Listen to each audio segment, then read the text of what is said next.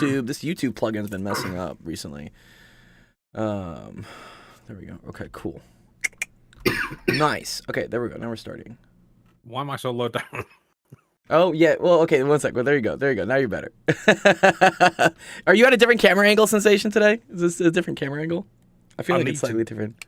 I need to buy some arms and shit. Some arms? What do you mean, like human arms or what? Well, you can't see this, but this is attached to a solid metal bar, so it doesn't go anywhere. So it just kind of moves. You don't have you don't have a exactly like an arm. What's up, Brian? And the camera needs one too. You just have a solid fixture on it. The like camera's on a tripod, and this is on a microphone. Yeah, you need like a boom arm, dude. You need a boom arm. They're cheap, dude. I think I got. I'll show you the one I got. I think I got. It was like microphone arm. If I go to my orders, actually, right? Amazon has the histories of everything. Oh, what? I gotta sign in. I don't want to sign in. Microphone arm. Yeah, like this, dude. It was like $20. Yeah, you need one of these. Yeah. Well, yeah, I had one of those, but like your table needs to be kind of like the right size for it to be stable. Sure. So like the sure, right thickness. Yeah, I think it needs to be like. Since you're in England, I'll go 10 centimeters. Right? Right? He's speaking in metric. Yeah, because I feel like mine is like 6, and then it just, or like that, less than that, 4. What do you mean, like thick?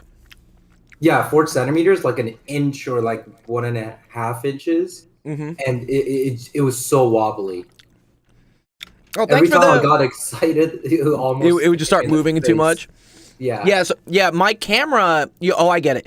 Yeah. The camera actually I have is on a solid thing. Because any movement that'll wiggle. The microphone wiggling is like not that bad. You know, mine's like only like an inch or something.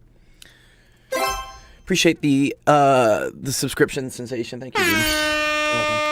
Oh, good. Nice. Oh, we're up to 18. Holy shit. Oh yeah, because Zeb bought a ton of subs for everyone the last stream. Or do nice. I have a?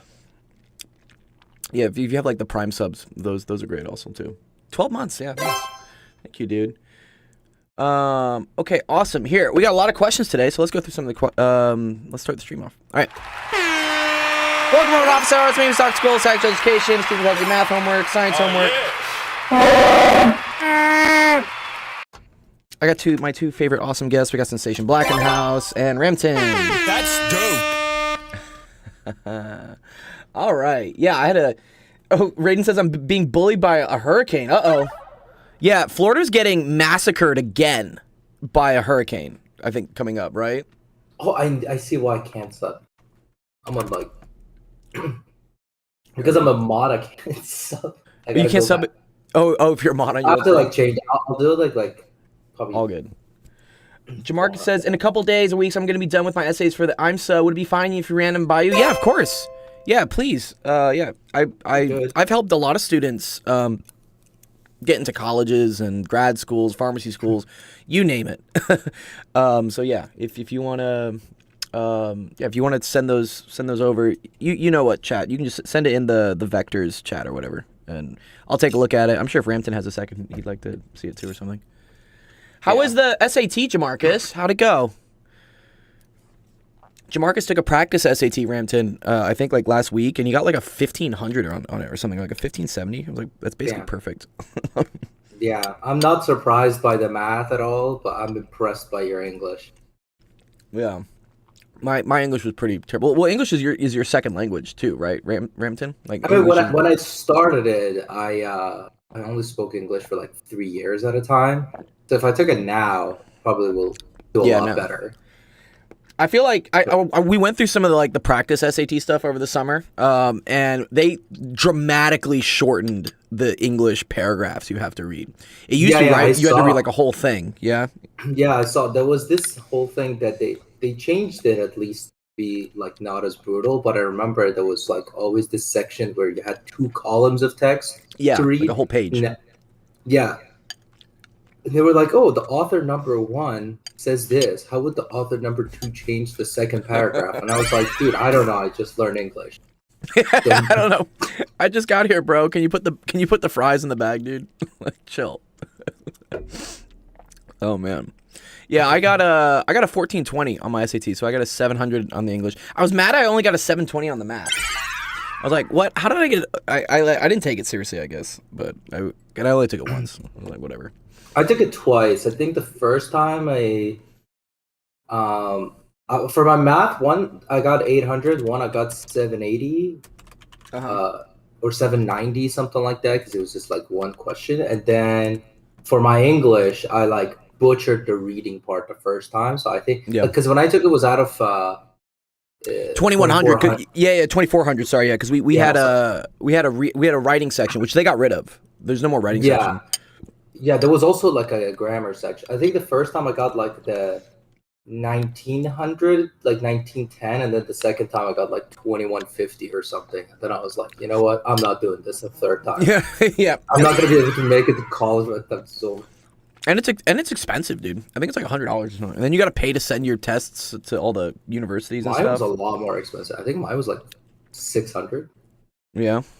Wait. Yeah, you paid $600 for the SAT? Holy shit. Sorry, no. No. I paid. Is that in yen? Yeah, it was a different currency. Well, it was 250, or like 200, 250. I'm curious actually. Because I was in Middle East, right? So they have to like ship these and everything. All right, I can see for international students. Let's see. Wait, dude. The third result here is how much does the SAT cost in Lebanon? I don't think you'd be taking the SAT in Lebanon right now. Yeah, I was in UAE, like in Dubai. Yeah.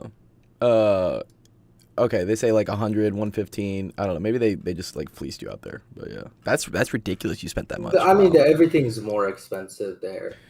The 2400 days or something else. Oh, thanks for the follow, MHE Glund 21. That's a cool name. Yeah, he has an international testing fee. Honestly, I don't remember, but like, yeah, I think I did do the IELTS and I did the SATs. And then we had the ACT. I took the ACT as well, which has like a science section on it. Yeah, like that's more of an American. I don't think they even. I remember when I sent my applications for the U.S. ones, they were like SAT is good because for internationals they were fine with it, and then the Canadian ones, some of them wanted it, some of them were like, I mean, it's bonus now that you have it. And I was like, all right. Some of the universities weren't requiring it anymore, and then they backtracked on that, and so now they're requiring it again. There's something about I forget who I was talking to, but apparently like the SAT promotes like a wealth gap type thing. I don't know. They were seeing that like if you, for whatever reason, if you require the SAT, I forget what the thing was. It's like it benefits rich people or benefits poor people. I was like, I think it benefits rich people because rich people can afford the courses. Yeah. Also, typically that I remember. I mean, I don't know about now, but when I took the SAT, actually, they said that people who get the highest scores in SAT are people who are like going to law school or like arts and everything. Like on average, people going to like law school or like more of the somewhat humanitarian ones, they score better than people who are going into like more STEM fields because STEM people don't care about English and they're just like, but again, if you're applying to a degree program that's like, you know, primarily like engineering or STEM or something, I don't think they really look at your English score. They're just like, whatever. Like, what'd you get on the math? Yeah, I think that's why they told me they don't care about SAT. Yeah, I mean, they just care like, can you speak English at least? You know, that's the big. Coming into grad school, they make you take what's called the TOEFL, the TOEFL, I think. Yeah. Yeah, it's just to make sure you can like talk to the students in English. I took IELTS, which is more for the Commonwealth countries, Canada, England, New Zealand, Australia. So then once in a while, like I remember I did it again for some reason. They were like, "Oh, you've been in Canada for all these years. You need to do IELTS again." I was like, "Sure." And then when I did it, at there's a listening part where you have to listen to a conversation, and it was in Kiwi, New Zealand. And so it was like in an accent? Yeah, because it's all of the Commonwealth countries, and I was like, you know what? It's not Scouse. I take it. It's not scouse. Yeah, oh my god. Like, What is scouse? I don't think they would. Hey, fuck. Hey, fuck off, mate. Jamarcus says, I think the new digital SAT is probably much easier compared to the old one. I think so too. It's adaptive too. It changes. So when we took it was a paper one, right? And the questions were set. The new ones, you know, if you do badly in the beginning, it only gives you easy questions towards the end, so that it caps out like what your max score can be. And also, there's no penalty for guessing. There's no guessing penalty. Oh. Yeah. So if you get it wrong, when we took it, right, if you got it wrong, you lost a quarter of a point. So you wanted to like third for me. It was a third? Yeah, I thought it was a quarter it was for us. 3 wrongs. It would cancel out 1 right. Mm-hmm. So it was like -1/3. Last says, and then I also mentioned that unis like MIT believe the SAT is an equalizer, which is why they reinstated it. They said their data suggests that the SAT bridges the gap between lower income and higher income families. I think it does because, so if you don't have a standardized test, right, you got to wonder what do you have on your application then, right? You have your grades, but then the big one are extracurriculars, right? And typically you have to have disposable income in order to afford to do a lot of extracurriculars, unless you're just volunteering. But things like sports and like whatever, usually need like, you know, I don't know, like if you're part of the polo team or something, you own a horse, you need money for these things.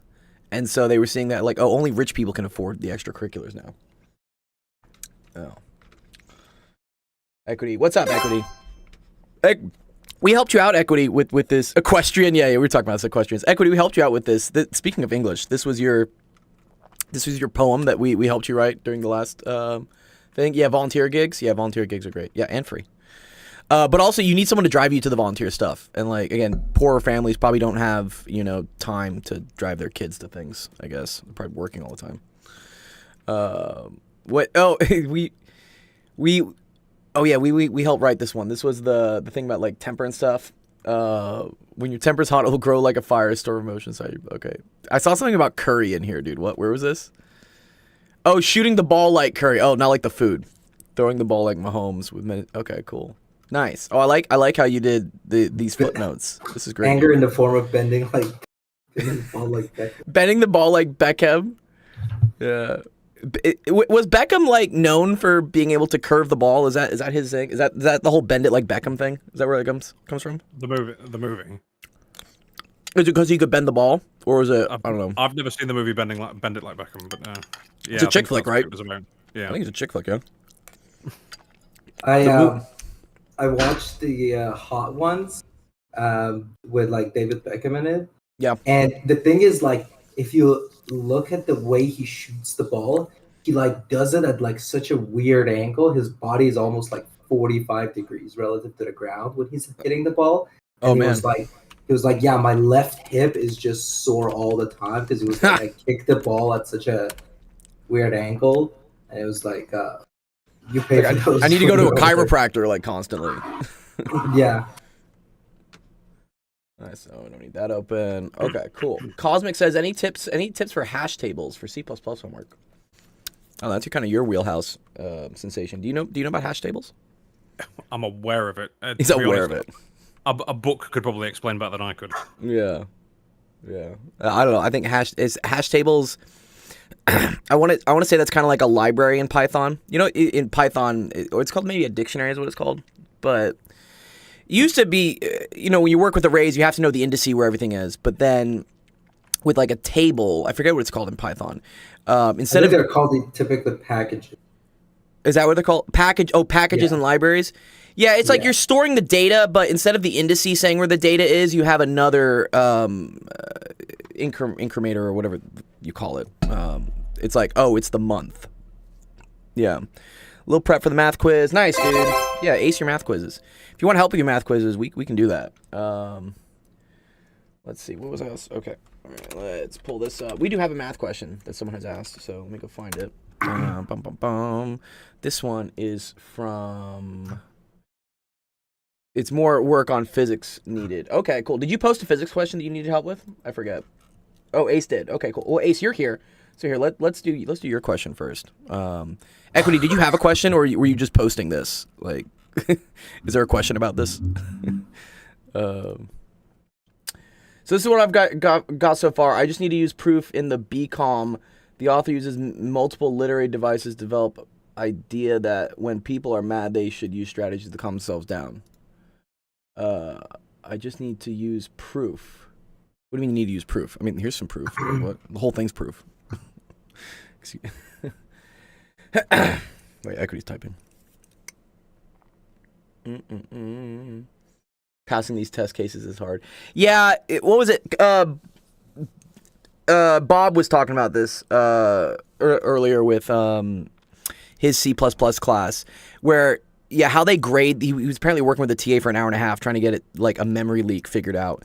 But the only way they grade these things is that in like computer science classes is they give them a test case and it has to produce the desired output, and it's an all or nothing thing. So either it does and you get a good grade, or it doesn't and you fail, which I think is terrible.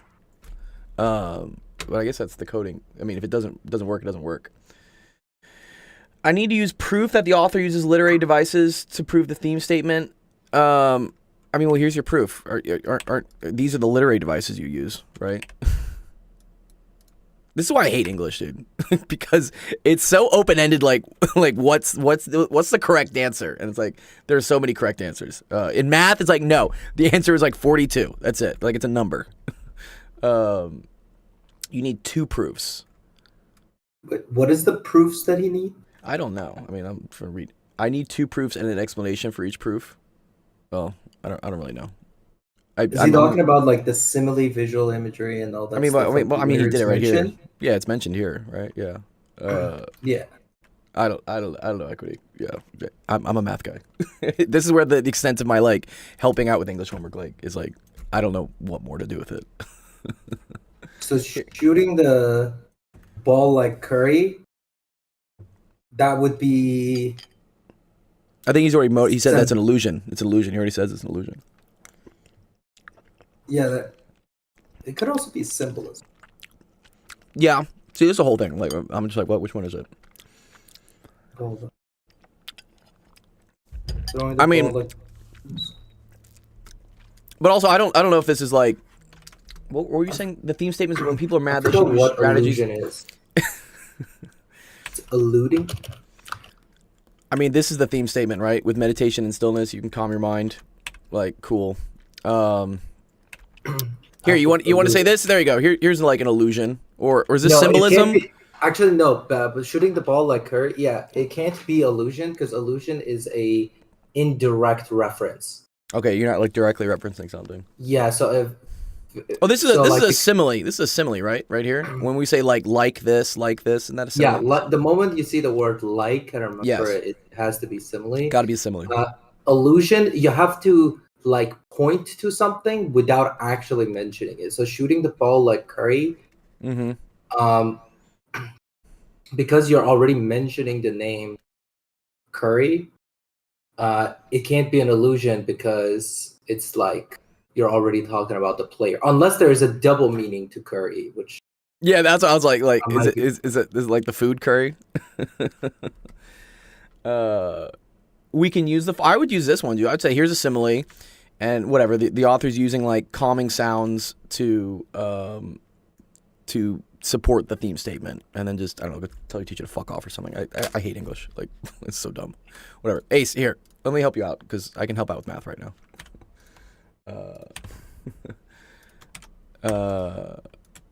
When you say English is dumb, just remember, idiocracy was supposed to be a warning. Yeah, I mean, like, I to an extent, you know, but yeah, I don't know. A lot of this work, it just seems like busy work to just like, I don't get it. I don't know. Like, you're not really learning anything. Here, Ace, let's help you out. All right, a bullet is traveling 800 meters per second horizontally, hits a target 180 meters away. How far does the bullet fall before it hits the target? Oh, interesting. Oh, that's cool. This is actually the cool thing I was talking about earlier. How if you have a bullet here and you shoot it from a gun, and you also take the bullet and you drop it, that if you shoot the gun and drop the bullet will hit the ground. Both bullets will hit the ground at the same time, because you're only considering movement in one dimension. So even though this thing goes all the way over here, right? It goes like and hits. The amount of time it takes for that to happen is the same amount of time it takes to just drop the bullet. First of all, I don't understand this. What don't you... Yeah, okay, we'll go through it, dude. It's all right. Do you play Tarkov by any chance? I play Tarkov sometimes. Yeah. Yeah. I'll tell you about the bullet velocity, then you'll understand exactly. Tarkov is too real, honestly. It's like not fun. You spend 40 minutes like scavenging for things, and then you get popped in the head, and you're just done. Like it's. Yeah, I started playing PvE only. Yeah, and people grief you and stuff. It's like it's not very fun. I don't get why people play that game. But okay, so the bullet's traveling 800. So here you got this is right. This is an initial velocity, and it's in the x direction. Okay. And it hits a target that is 180 meters away. Cool. I like that. That's good. That's good there. So we got some stuff here. Here. Okay, cool. 180 meters away. How far does the bullet fall before it hits the target? Okay. So this is called 2D kinematics motion, kinematics ace. So this is movement in 2 dimensions. So we're going to use the same equations that we had before. One sec. I deleted them off this page. Let me grab them again. Kinematics equations. These, I know some people are like, go use Suvat. Rampton, do they use Suvat in Canada? Or do they use like the V final, V initial stuff? I've heard the name Suvat, but no, we typically use this also. Yeah. Okay. Yeah. Yeah. They use like S as like displacement, and then I think I've seen that. It's like it's just not as convenient. In my math classes, a lot of the times they use that one. Yeah. Oh, I see. In math. Yeah. Yeah. Like I remember vector calculus. S was. For like displacement or something. So yeah, Ace. So we know that it's gonna hit this thing 180 meters away. Okay, that's in the x direction. And then we know that we have this velocity of 800 meters per second, which is also in just the x direction, okay? So from that, you can figure out the amount of time it takes for this to travel that 180 meters. Do you know how to do that, Ace? How do you figure out how much time it takes for it to get there? Should be pretty simple. You know how to do this. Typing. T equals D over V. Yeah, that's a good one. That's basically what this is. It's basically this equation. And that works when there isn't any acceleration, Ace. So the key thing here is that in the horizontal direction, there's no acceleration because there are no forces acting on it in the horizontal direction. We're ignoring air resistance. Like technically there is air resistance and there are forces, but you know, to make things simple, we don't care about that. So yeah, this equation basically, right? Which says that, or this one, sorry, this is the one we want to use, which says that, yeah, delta x, which is the distance, is equal to the velocity times the time because the acceleration goes to 0. Okay, so I know that that's 180. I know that the velocity is equal to 800 meters per second, and then we just need to solve for the time, okay?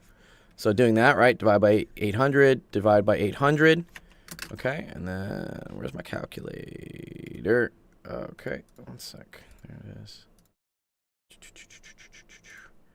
Oh, you already did it for me? Okay, cool. Yeah, D equals 0.225. Good. Yeah, and then make sure you put, you know, seconds on that, whatnot. But yeah, everything here we're dealing with is in meters per second. Okay, cool. So yeah, you get that the time is equal to 0.225 seconds. Great. What am I going to do with that now, Ace? So I know it takes, right, 0.225 seconds to go this far, right? And then but they're asking, right, how far does the bullet fall, right? So that's going to be the movement in the y direction, right? So right now we were just considering movement horizontally in the x direction.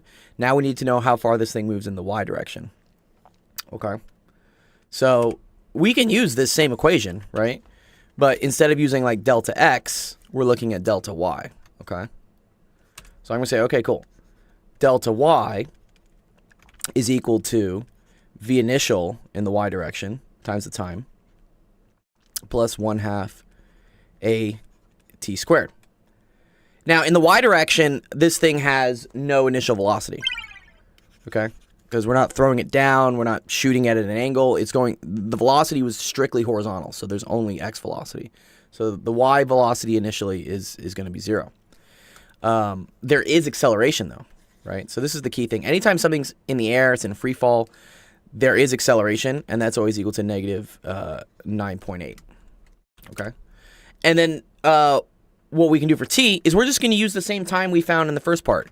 So you solved for t in the x direction, and that amount of time is going to be the same for figuring out how far it falls in the y direction.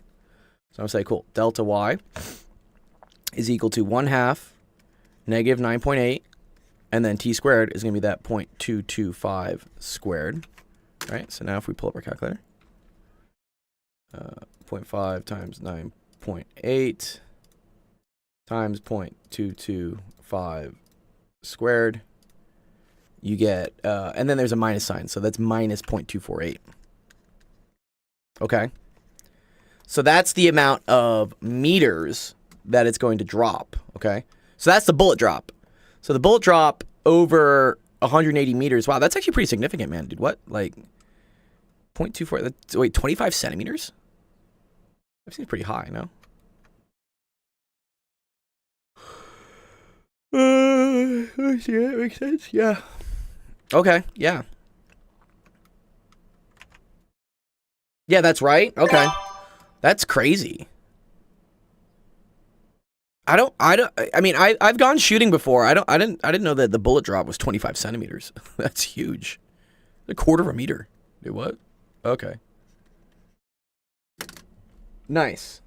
Cool. All right. Does that help you out? Like, do you understand the process?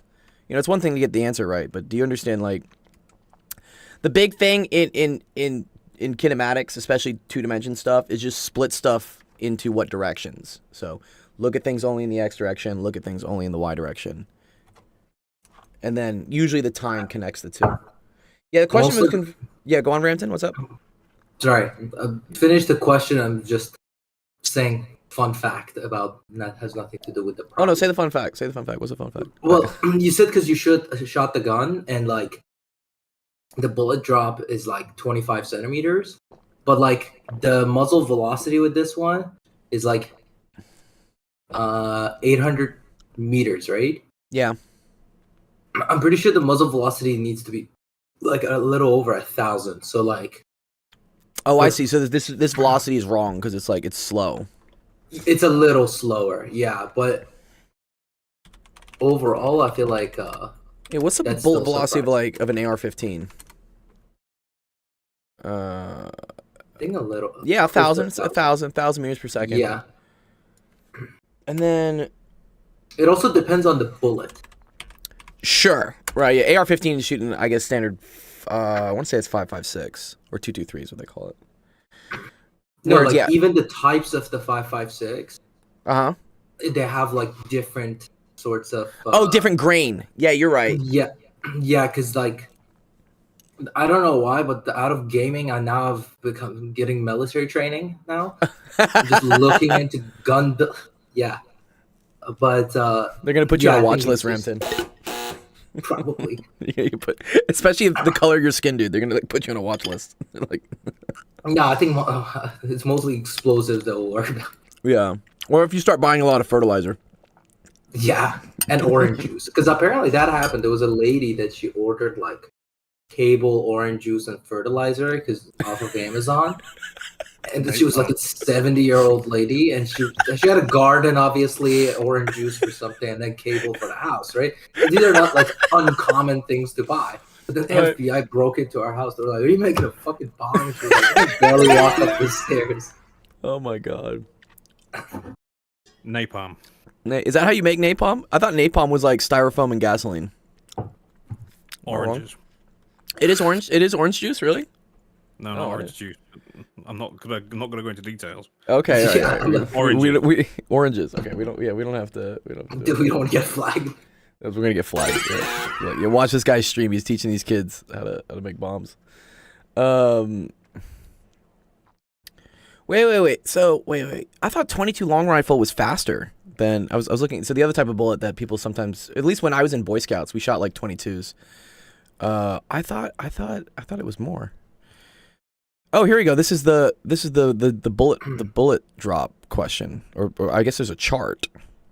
Oh, that's cool. Ammo, drop. Okay, that's cool. Yeah, they do it in feet per second, which is confusing. Yeah, please don't. Please don't do that. Don't do that. No. Meters per second. Have you seen the meme where it shows a teacher and they're like, how am I going to mess with my students today? I'm going to give the question in miles per hour just to mess with them. It's like, man, it's like at some point you just memorize NASA one time had an issue with a project because somebody did all of their calculations in feet per second, but they didn't write down the units. Yeah. No, they lost the rover. They lost. They sent like a multi-million-dollar rover to Mars, and they fucked up because they put the wrong units on it. That's the classic story they always teach in like classes. Like, this is why units are important. What was it? It was like NASA units rover miss. Where is it? Or maybe it was.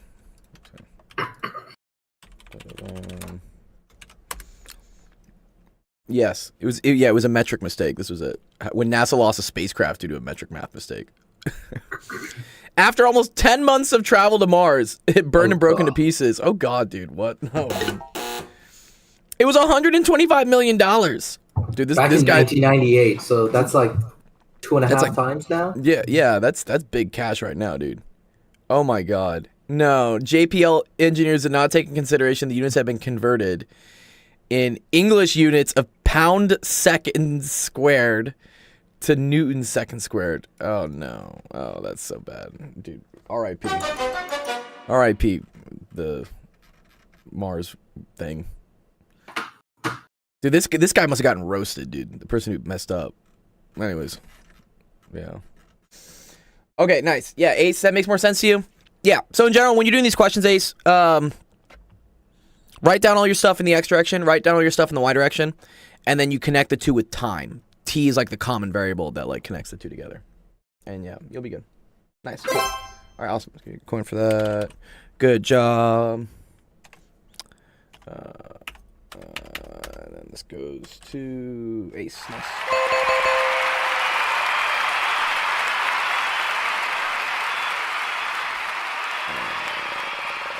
There we go. Oh, none of my sound is working. Wait, one sec. Something's off with my sound. Where is it?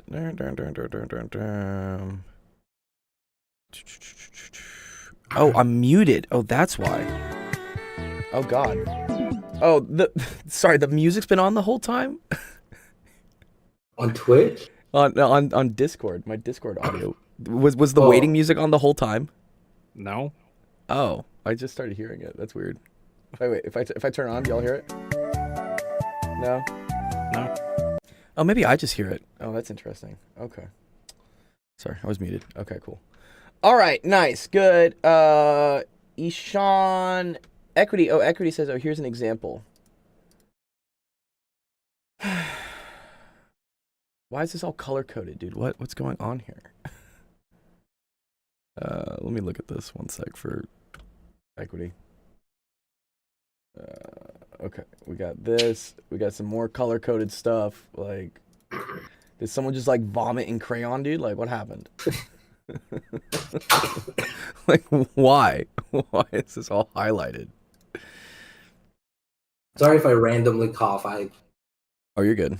I came back from the dead only a few days ago. Oh no! Oh, did you get the vid? Did you get the COVID? I got something, but I was like at 102-degree fever on Friday. Oh, ew. But yeah, I like slept. I went to bed at like 8, and I was like, you know what? I'm gonna lie down and just close my eyes for like an hour. And then I woke up and it was 11 a.m. the next day.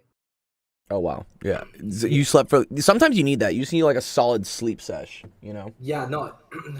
And on Saturday, I like weighed myself because like I had so much fever and I was like sweating a lot, and I was still drinking like water like, nonstop. Like, even now, I have a cup of water, but like I lost 6 pounds. Oh wow, that's a great diet.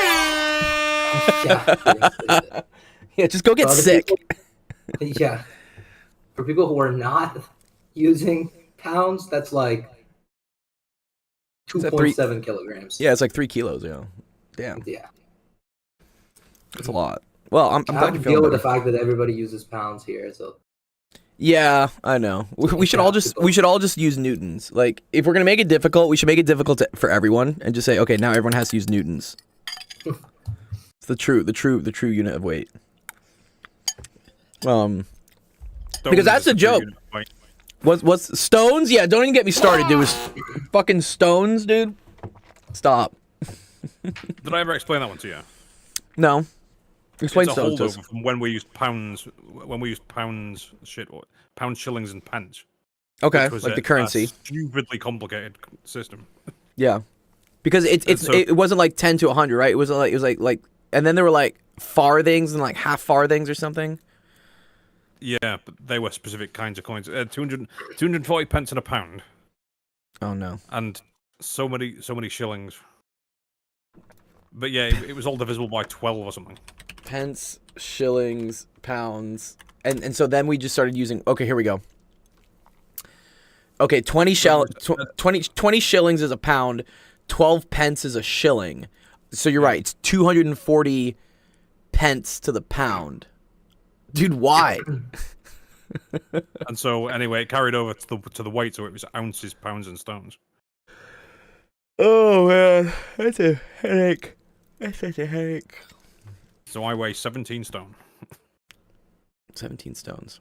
What's that, like 200 pounds? 250? 220? I don't know. 220, I think. 220, okay. I've heard my favorite joke is like I forgot which comedian. It was like, I don't know how many stones she was, but she was like one boulder. She's a boulder. That's a lot of stones. Oh man. I've definitely been gaining weight this last month just because I was traveling every weekend, and dude, there's nothing more that will wreck like diet and exercise than travel. It's the worst. You're just eating airport food, like you're never getting to the gym. And then so people, I know I've gained like 10, 15 pounds like in a month, but people at the gym are like, yo, you're looking like bigger, dude. Are you like working out more? Like you lift more weights? I'm like, no, I'm just getting chonkier. Yeah, but they're like, yo, you look more jacked. Like you've been really hitting the gym. I'm like, no, dude, I've been hitting the airport food, dude. It's terrible. All right, let me see if I can try to help Equity. Equity is determined. Okay. All right, these are highlighted to show different parts of the paragraph. Okay, so here's an example of what we're supposed to do. Okay, let's see. Critiquing the abusive and blind in analysis. Okay, develops the idea that human beings are deeply flawed as they are blah, blah, blah. Okay, to begin, he uses visual imagery to identify humanity's errors in the protection of nature. Okay. Okay.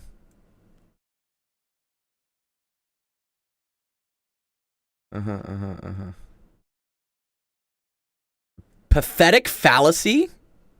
What is pathetic fallacy, dude? What is that a term? Dude, excuse me. Just a descriptor. Yeah, I was like, what, pathetic fallacy? Dude, excuse me? Okay. Neglect is evident in the passage. Oh, this poor ape, dude. He's not having a good time, dude.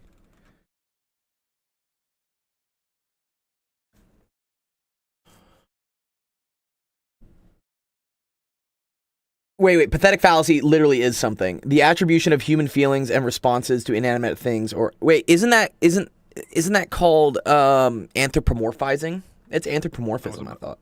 That's what I would have said, yeah. Yeah, what? It's yeah, that's anthropomorphism. I don't think that's pathetic fallacy. Fallacy is like something else. I don't know. I definitely think people anthropomorphize pets. Bro, yes. Okay, so wait, wasn't it St. Francis's Day on Saturday or something? Did y'all see this? Not for me. I think it was St. Francis. Wait, okay. It was because someone sent this to me on Instagram. Wait, what is anthropomorphism? Anthropomorphism is giving human-like feelings, actions, and like human descriptors to things that are not humans. Oh, the non-human. Okay. See. Yeah. So yeah, and then Sensation was saying that people anthropomorphize their pets very often. I was like, oh, I agree with that. Exactly. Yeah. People love their pets. I'm guilty of it too. Well, or I was. You'd sit there and you'd say, "Bad dog," you shouldn't do that. You'd go on some long rambling thing, and it's like it's an animal. It doesn't understand a fucking word you're saying. It's just responding to stimuli. But this was okay. This was Saint Francis. It was the blessing of the blessing of the pets, I think, is what it was. So people brought all their. This one brought a fucking llama, dude, into a church. What is happening? Oh my god! The metal detector in a church. This is like the most American. Brought a camel.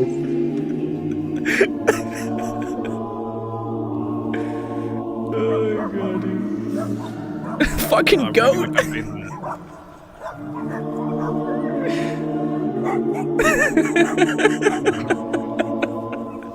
And dude, there's like this epic church music playing in the background. You're just like, what? Why does this person have 3 chihuahuas? One chihuahua is. He's such a happy boy. He's a happy boy. Someone brought a parrot! That dog is not happy, it's stressed. I mean, I'd be stressed too, man, dude. Like, what the hell? That dog's stressed as well. Anyways, yeah. It's because I think it was St. Francis's Day last Saturday or something. Which I think he's the saint of the animals, right? St. Francis Day. Yes, it was October 4th. People also search for Diwali, Rosh Hashanah, and Yom Kippur. Okay. But I think he loves the animals. St. Francis Day, and yeah, blessing, pet blessing. Yes, I guess this is it's a Catholic thing or something. The blessing of the pets.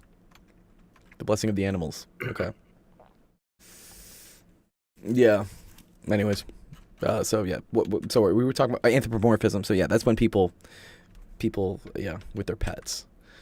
Pathetic fallacy is when the environment mirrors the mood. Like the character is sad, so it rains. Okay, cool.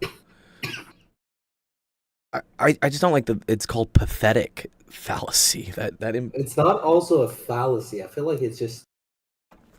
Yeah, what? Yeah, like a fallacy is like a paradox, right? Is that what a fallacy is? A fallacy is a myth. It's like a false.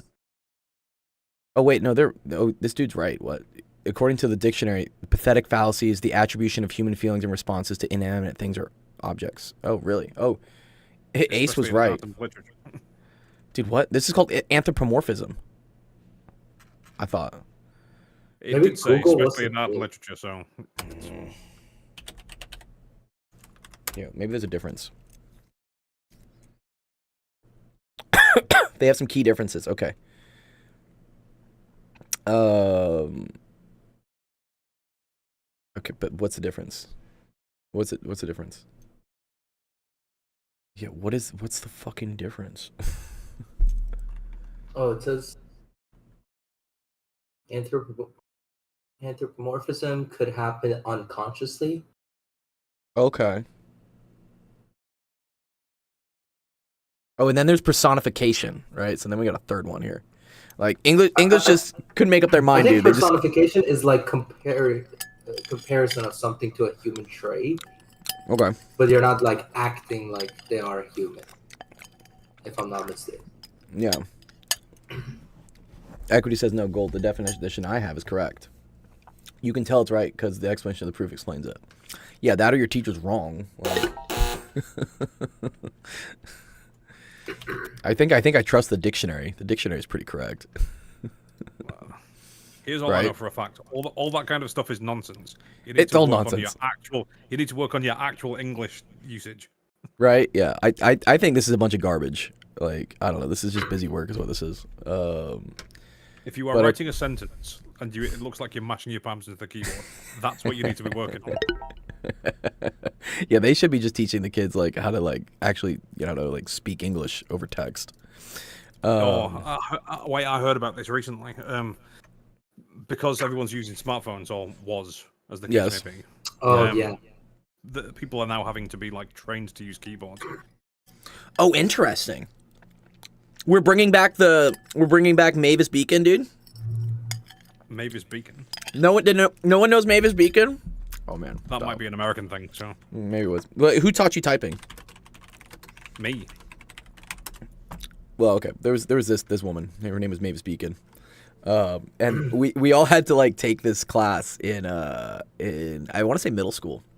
But it was, I don't know, this generic black lady in a suit, and her name was Mavis Beacon. And they were like typing games. So for instance, you would have to like type, and the faster you typed, the faster the car went or something. Yeah. So they tried to like gamify like all you need for training people how to type is raging in video games. Yeah. I'm saying it jokingly please don't actually do that, but you get good at it when you're like, I have a few seconds to get these words out. Yeah, exactly. Yeah. Before the round starts, like I have to type something real quick. Oh, you can apparently still get it, dude. Mavis Beacon is back, and she's changed her outfit, but she's still wearing a white suit, I guess. Anniversary edition. This thing is 37 years old, dude. Oh my god, dude! Look at this GUI, dude. What is this GUI from? Select music. Yeah. So, oh yeah, and it would have the hands here, and it would show like, oh, you're supposed to put the thumbs here, you're supposed to put the fingers here. Yeah. Why is the keyboard massive? Yeah, yeah. Well, okay, look, and then there are like, do you remember this like this ergo keyboard they tried to like push? Oh yeah. You know, the split one. Yeah, I don't know. That was fucking weird. It was like ergo. I had one that was actually in 2 pieces. Dude, bro, excuse me. What is this? What the hell is this like abomination? Not that one. Dude, excuse me. Excuse me. What is this?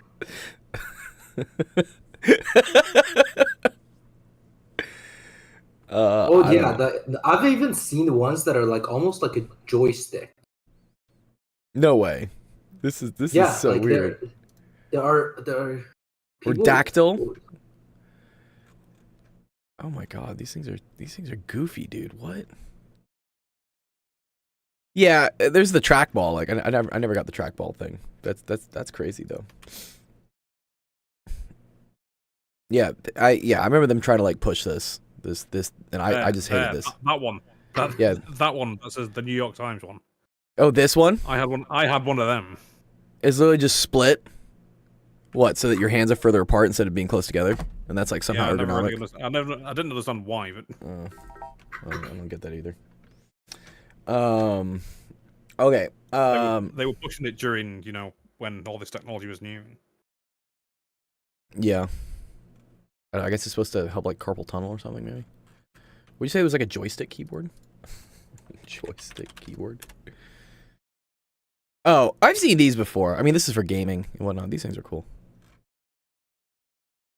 Oh, interesting. Controller. Yeah.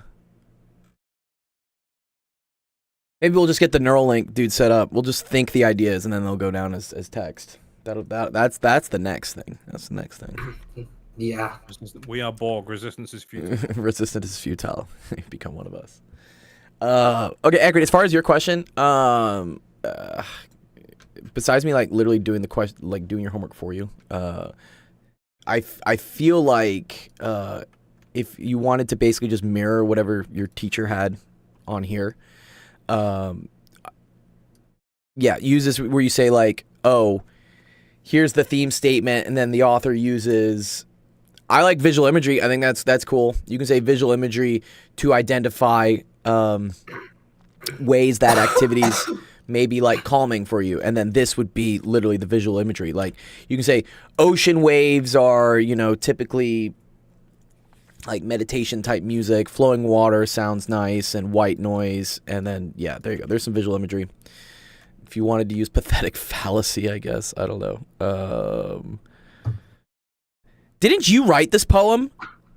Like, I feel like you wrote this poem. I feel like we wrote this poem together, and you added to it. So, you could also say this is also visual imagery. There you go. There's just two. Do they have to be different examples, or can you just say they're both visual imagery? That's what I would say. I would be like, cool. Here's some visual imagery. Yeah, that's the poem. Yeah. Okay. Cool. Yeah. I don't know. Just basically copy what you're. Dude, this is all English. All English. And honestly, this is why they got rid of the writing section in the SAT, because it wasn't easy to grade like objectively, and in order to do well on the writing section, you just had to follow a formula, which was, you know, hook, topic sentence, 3 supporting things, conclusion. And then you just do this for like 3 paragraphs. And if you had all those things, you got a perfect score. So I don't know. Like, to me, I feel like writing is subjective, you know. It depends on who's reading it. It depends on who's grading it and who's writing it. So I'm glad they got rid of it because it's silly. I used to hate that in my English class too. I had this. I took AP Literature, and we had to write essays like every week. We had to write an essay, and my English teacher just used to berate me and just be like, you know, she would give me, you know, like, it was out of 5 were the scores, and she would just give me 2s and 3s constantly. She would say, your essays are trash, you're never going to do well in the AP exam, blah, blah, blah. And I'm a science guy, so I'm like, wait, what's wrong here? Like, you know, why am I getting all these bad grades on stuff? And then I ended up taking the AP exam, and I got a perfect 5. And I was like, okay, bitch. Like, you made me feel like shit the whole year, said I was never going to get a good grade on this exam and that my writing was terrible and blah, blah, blah, blah, blah. And then I ended up getting a 5. I was like, okay. Yeah, she's probably like, just like, I don't know. I would have made a point of going up to them and saying, look, you were full of shit, here's proof. Yeah, exactly. That's what I want to say. You're full of shit, here's proof. Equity says, yeah, whatever. Equity, yeah. Ask me like an actual math or science question. I can help you like kind of write things, but this analysis, just copy it. Like, you see what they do? Just copy it and just apply it to your thing, and then your teacher will like you. Yeah. That's the advice I can give you for English. Unless someone else wants to step in and like actually help them with this, like, but I don't. I'm like, I hate this stuff. It's way too esoteric. I mean, I do language, not literature. Right, yeah. Here, Ishan, here, I'll give you a bond coin regardless, like, you know, thanks for at least asking something, but... yeah. Are you not taking any math or science, Equity?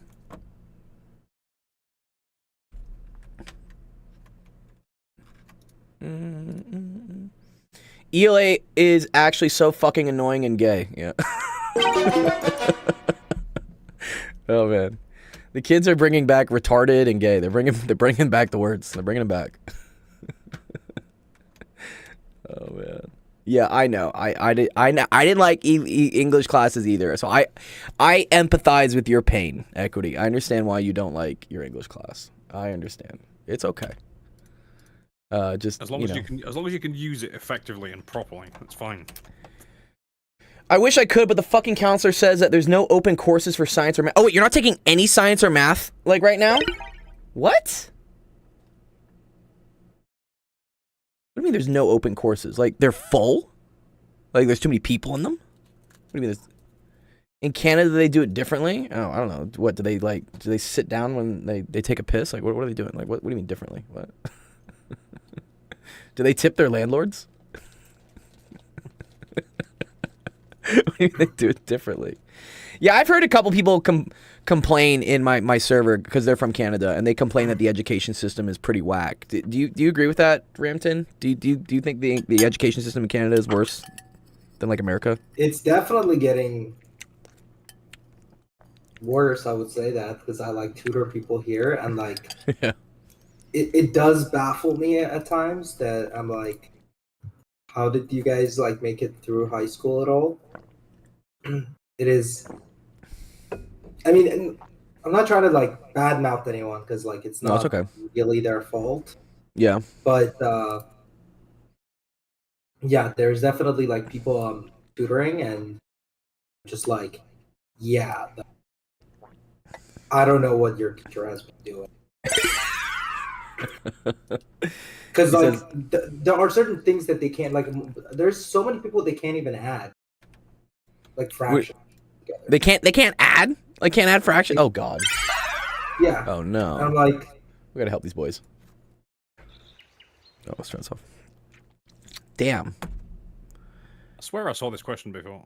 Maybe. I think Ishan posted it earlier. There's very little content they explain properly in any class. Damn, Ishan. Okay, well, hopefully we can help you. You know, we're the remedy for that. You know, we're going to be revolutionizing the Canadian education system. I need to get this set up as like a nonprofit in Canada so I can maybe act more I need to talk. Penn Center was talking to me about that because he does. As long as you're not paying taxes in Canada, just yeah, right. Because that's like 60% or something, dude. It's nuts. Canada's lowest tax rate is still higher than the U.S.'s highest tax rate, which is California. Oh wow. And y'all don't even get the weather. I'm at least paying for the weather. I understand why my taxes are high. Like the weather costs a lot. You don't even need calculus in Canada to graduate. I don't think you need calculus either in the U.S. to graduate high school. I think you can like get out with geometry, but it's at least offered. So equity, why don't you take? So I get it if for instance your high school says that there's no math or science, but like you're a smart kid, so like you shouldn't be wasting a whole year not taking math or science. Yeah, is there a community college nearby that you could like go to? I don't know, like here they call it like dual credit. So for instance, you take a class at a community college and it counts towards your high school degree as well. There aren't really community colleges. I mean, are there not community colleges in Canada? Those are not a thing? No, they're just colleges, essentially. Oh, just colleges. Okay. The counselor said dual enrollment is only for dumb kids. What? Ignore them. Dude, ignore. Your counselor needs to go fucking, I don't know, like, stick their head in an oven or something. What? Excuse me? Walk up to said counselor and say, here is a cactus. Which city or province are you from? Yeah, equity. What city or Probably province? Ontario or BC. I mean. Yeah, have Ramton help you out. He's our Canadian expert. Dual enrollment's only for the dumb kids. You should go up there. You should go up there and be like, "So, are you in dual enrollment?" The burn. The burn, dude. Burner, dude. Man. Yeah, I would say like you can probably look into like certain colleges in Ontario, or even I think Ontario like is. Or even like an online course. Couldn't they take like an online thing? You know? Yeah, I think so. I think Waterloo actually has like a summer program, which is kind of like it's like a summer math program thing for enrichment programs. This is what it is. Yeah, and it's like pretty legit, and you know a lot of people like if you do well in it, I'm pretty sure it heavily increases your chance of going to college. Waterloo. Which Waterloo, you know, it's a pretty good school. I mean, that's where I went. People say MIT of the North. Oh, it's MIT of the North, University of Waterloo. That's cool, man. Yeah, I mean, you know, it's a drag if you're calling it MIT of the North, but I'd say chill out. But like, yeah. Chill out. I mean, I went there. I'm just saying, but it's a pretty good. If you're going there for math or science, it's probably on par with like University of Toronto. But as but you know, it's not MIT. Obviously. Oh, look at this. There's the Sir Isaac Newton exam. Is a test of high school physics. So that's the. What's that's this? The one. So certain Isaac. So that one's. You're not really like. You're not. Sorry, I keep coughing. You're good. So with the Sir Isaac Newton, that one's already taken when you've already finished high school. Okay. It gives you a huge bonus if you're like trying to go to university, and it gives you like a good acceptance rate. Okay. For like a lot of again Waterloo and like, but because Waterloo is like a known university, you can probably use it for like other universities as well that are in Ontario to be like, oh, like I got a pretty good grade in this one. But I would say that that's not like preparing you for anything yet. No, this is just like a flex. No, it's like a credit that like, you know, you can like transfer forward, but it's not necessarily helping you like get prepared for anything. Like you're already past the point of like, oh, I've studied. Wow, they're saying the raw average score is from 20 to 40%. Yeah. We hope students enjoy the test. Essentially demoralizing. what it is like, I took a look at it. Essentially, it's just the first year exam they give you. Okay. Yeah. Well, that's cool. So, I mean, you could do something like this equity. Well, you can't, well, not take the exam, but like this other stuff that's on here. It looks like there's like some cool programs and stuff. It says for online, you can't take more than 4 courses, so I can't take an, oh, are you already, all your courses are already online, equity? You don't go to school? Were you homeschooled? I forget. Or I guess everyone like kind of went home. Like doesn't go in person anymore. I don't know. See, I'm not a fan of that particular school system. Sure. I think more countries should have primary, secondary, and tertiary education. Okay. What's we want to explain the differences between those? Like I think secondary is like high school, right? Is that secondary? So primary is nursery through year 6. Nursery is probably what you'd call kindergarten. Secondary school is 11 through 16. Okay. And yeah. That's where mandatory education stops. You can then, if your school has an A-level department, that's your gateway to university. Right. Is that the tertiary? Is tertiary then like the A-level? A-level technically is, but it's kind of weird because sometimes it's in secondary schools, but mostly still not. Okay. Anyway, yeah, you can take the gateway to university, or you can start doing skilled stuff, bricklaying, like trade stuff. Yeah, like trade work or something. That's generally what colleges have. They have A-level departments, and then they have skilled labor departments. Yeah. But anyways, it seems to work better for us at least. Somehow we seem to be ahead of you up until a certain point. Oh yeah, you guys are. Yeah, you guys definitely are. Wait, what's my thing mad at? This is mad at my. That's like my settings. Oh, I'll change this later. Nice. Okay, cool. Here, okay, he says they have a rule that you can't take more than 4 classes, and there's only 4 classes in one semester. Okay. Well, next semester, make sure you take a math or science class. You know, I feel like yeah, that would be best for you. Okay, here, Ishan has a question. I like this question. It's actually a fun one. It says write the area of the rectangle in simplest form. Ooh, kind of fun. Where's he at? Yeah, where's Ishan? He was here. I saw him in the chat earlier. Ishan, my boy. And then yes, is teaching kinematics. Okay, yeah, we can help you out, Jinxie. We can help you out, dude. I got you, dude. All right, Ishan's here. Okay, cool. All right, Ishan. So they want to write the area. Do you know how to calculate the area of a rectangle? It's a good thing to know. How do you calculate the area? And I'm back. Welcome back, Ace. I think we're going to do some more physics. Someone else is asking a kinematics question.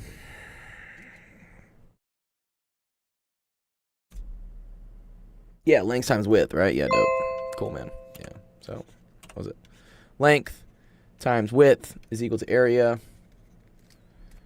Oh, your math and science course is next semester? Okay, thank you. I'm glad you're doing some math and science this year. Okay, so whatever. You can call whichever one the length of the width. And so you're going to have x squared minus 9 all over x is getting multiplied by x cubed minus 4x over x squared plus 5x plus 6. This is always the trinomial I use to like explain factoring. It's always x squared plus 5x plus 6. I don't know. It's kind of a fun one I use all the time. What do you think you do next, Ishan?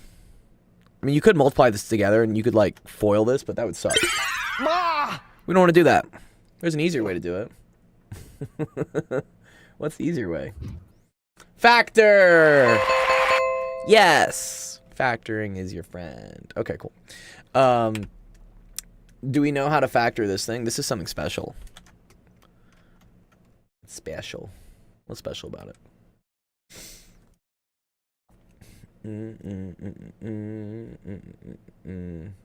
Good. Yeah, it's x minus 2, x plus 2. Yep, you are correct. Perfect. Yeah. Well, no, not this one. This is x minus 3. Oh, sorry. My 9 looks like a fucking 4. I'm sorry, dude. Yeah, sorry. It's supposed to be a 9. There we go. 9. Okay, yes. This is the same thing. This is called a difference of squares. So anytime you have a squared minus b squared, that's the same as a plus b times a minus b. Which in this case... No, that was my bad. My 9 looked like a 4. So this is like a, and then this is like, well, 3. This is 3 squared. So this is kind of like my b squared, right? So this whole top part here is going to turn into x plus 3 times x minus 3. Okay, so that's what that turned into. We're still going to keep the... we had our combined term for 4 classes today. Not sure what to think of it. Oh, wow. Wait. You have a midterm that combines all your classes? That's pretty crazy, Falcon. Good to see you, dude. Okay, there's that. Let's look over here. What can we factor out of here, Ishan? Is there anything we can factor out of here? There's actually a lot of stuff we can factor, but you tell me one thing we can factor. Good, yes. Yeah, so this thing down here, right here, this is the same as x plus 2, x plus 3. You always look for, like, what numbers multiply to this, multiply to 6, but add up to this, positive 5. That's 2 and 3. The way they sometimes make this tricky is they'll put, like, a minus sign here. If there's a minus here, I always see kids do the 2 and 3 again. And then I'm like, no, it's not that. It's... The minus here means that it's going to be -1 and positive 6. That multiplies to -6 and then adds up to 5. Oh, nice, Falcon, on the 10 redemption. Why is my thing not working, though? Oh, it should be working. It's connected. I feel like it is, right? OBS connect. 1 sec. Yeah, it's connected to the Twitch. I don't know. Why did I not do it? Oh, because I don't have something for the 10. Here. Yeah, I need to make it for the 10. All right, so this turns into... Let's do that. And then can we factor anything out of the top here? Yeah, factoring goes... Brrr. It does, Falcon. What were your 4 classes that you had all the combined tests in? Tell me the subject. Falcon goes to, like, a forestry school. He, like, learns about trees and shit. It's pretty cool. It's like, I think it's kind of like a trade school almost, right? It's like a forestry trade school or something. Yeah. Good, yeah. Equity's like, what the fuck? Yeah, Falcon has, like, pretty dope life. Forestry school is crazy. Yeah, he's cool, dude. He's, like, chilling with the trees and stuff. Yeah, this is going to be x plus 2, or sorry, let's make sure I don't mess this up. X plus 3. All right, nice. And then at this point, right, if we're multiplying things together, you should start saying you can cancel some stuff. Did I mess something up? I think it was okay, right? There's x cubed, so... Oh, I fucked up. Yeah. This is x squared. Thank you. Good catch, Sensation. Yeah, this is x squared. Yeah, very good catch. Yeah, I forgot about that. Yeah, this was x cubed, so this is x times x squared. Good. Yes, Ace. Yep. Okay. All right. So then if I multiply these two things together, I'm going to see that the x plus 3 here cancels with the x plus 3 here. And then the x cancels with the x here. And we're just left with this. So we got x minus 3 times x squared minus 4. And then we can go even further. We can go even further beyond. How can we go even further?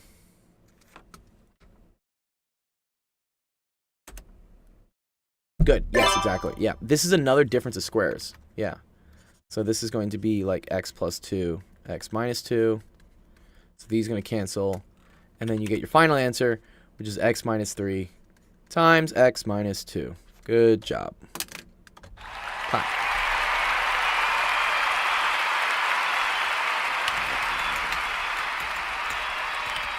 Is that what simplest form? I think it is. I mean, you know, technically I could multiply those through. And that would become, what would it be, x squared minus 5x plus 6. I think usually you can leave it in this form. That's like kind of the simplest. That's the only subjective thing in math. Unlike the fucking English essay that Equity has to do. Yeah, you're welcome, dude. All right, here, let's have Jinxie. Jixnaya or something. One sec. Let's see this. Oh, this is wow. Oh wow, we got a lot of Kinemax equations here.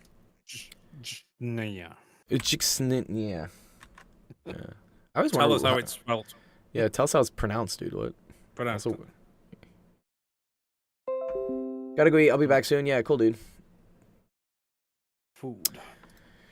Let's see. Good to see. Fact. Okay. Forest health, MRA, multiple resource assessment, surveillance of civiculture, and wildlife habitat.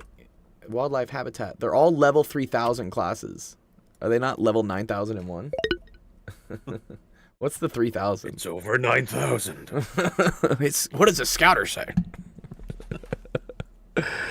Oh, no, just surveillance, not surveillance. No, just survey, not surveillance. Oh, okay.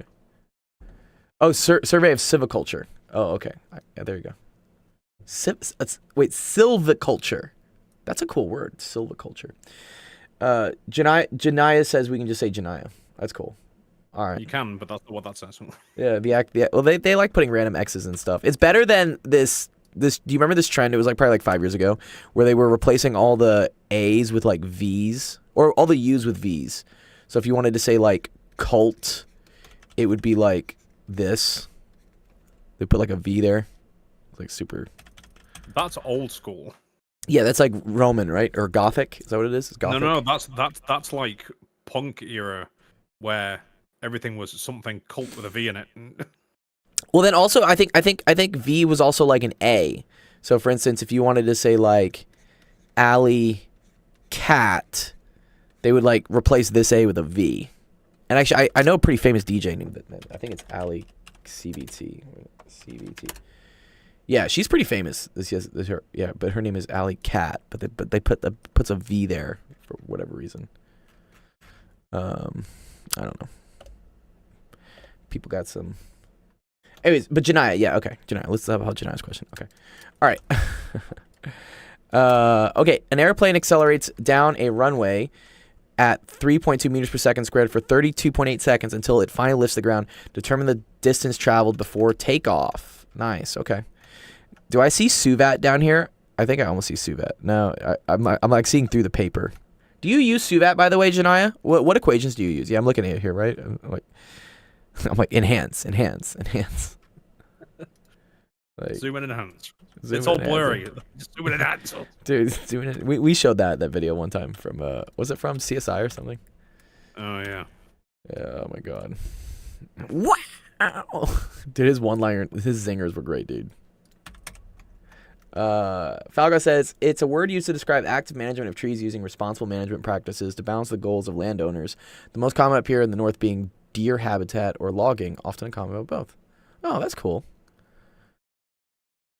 Yeah. The weirdest thing you'll ever see is a deer shaking its antlers off. Oh, we'll get a video of that. I want to see that. Okay, yes, good. Are you use those? Okay, so you use these. Yeah, you don't use Suvat? Okay, nice. All right. No Suvat. No Suvat. Fuck! Anyways, okay. Let's... Wait, what was that? I hit the wrong button on my soundboard. Which I should hit again. It was bad timing. I was like, fuck. Timing was great. Dude, someone told what Jamarcus said he was like listening to our stream and with his speakers like loud on his laptop like at his dinner table. And I hit that button on the soundboard. And his parents like, what's going on? Anyways, one of my friends has like something on a soundboard that when you join Discord and it goes like bling, yeah, and then it's like bling. Hey guys, how's it going? And then he would randomly do it, and we would think like somebody joined the chat. Oh my god! Like, hey, and then we were just waiting for someone to talk. Oh, that's the meat. That's the worst. Yeah, or that, or you had it do like the iPhone ping sound or something, like the notification sound. God, yeah, ding. I have my iPhone on. Yeah, mine's on just vibrate. Yeah. I've never used the sounds. Oh, okay, Janai. Do you know how we do this one? You said you need help. I don't understand how she is teaching it. Yeah. Okay. Cool. Oh, if you don't understand, all right, I'll teach it to you. That's fine. How I always like to do kinematics questions, Janaya, is I like to identify what the variables are that are being given in the problem. So here they say it accelerates at this. So this I know right away is an acceleration. You can also tell by the units, okay? Like acceleration is usually going to be in like meters per second squared. Velocity is going to be meters per second, and then distance is going to be in meters, and then time is going to be in seconds. So there you go. These are the units that usually they use. So here I know, okay, cool. A is equal to 3.2. T is equal to 32.8. And in this case, they want to know the distance it's traveled. So delta x is what we're looking for. Okay. So these are the kinematics equations, Janaya. And we need to use these to solve these problems. Now, the thing that messes up students all the time is trying to pick which equation we should use. The way I like to do it is, again, I just write out variables I have, the variable I'm looking for, and then I find which equation has all those things. So, for instance, I wouldn't really want to use this one, right? Because I don't have velocity anywhere. I don't have final velocity. I don't have initial velocity. Well, I guess I do have initial velocity because I guess it starts at rest. We hope it starts at rest. But also, it doesn't have the main thing I'm looking for, which is delta x. I just noticed I have the can't say bad words rule in your server. Yes, you do. You do, Falcon. So, yeah, we want something with delta x, right? So I could use either this equation, I could use this equation, I could use this equation, or I could use this equation, right?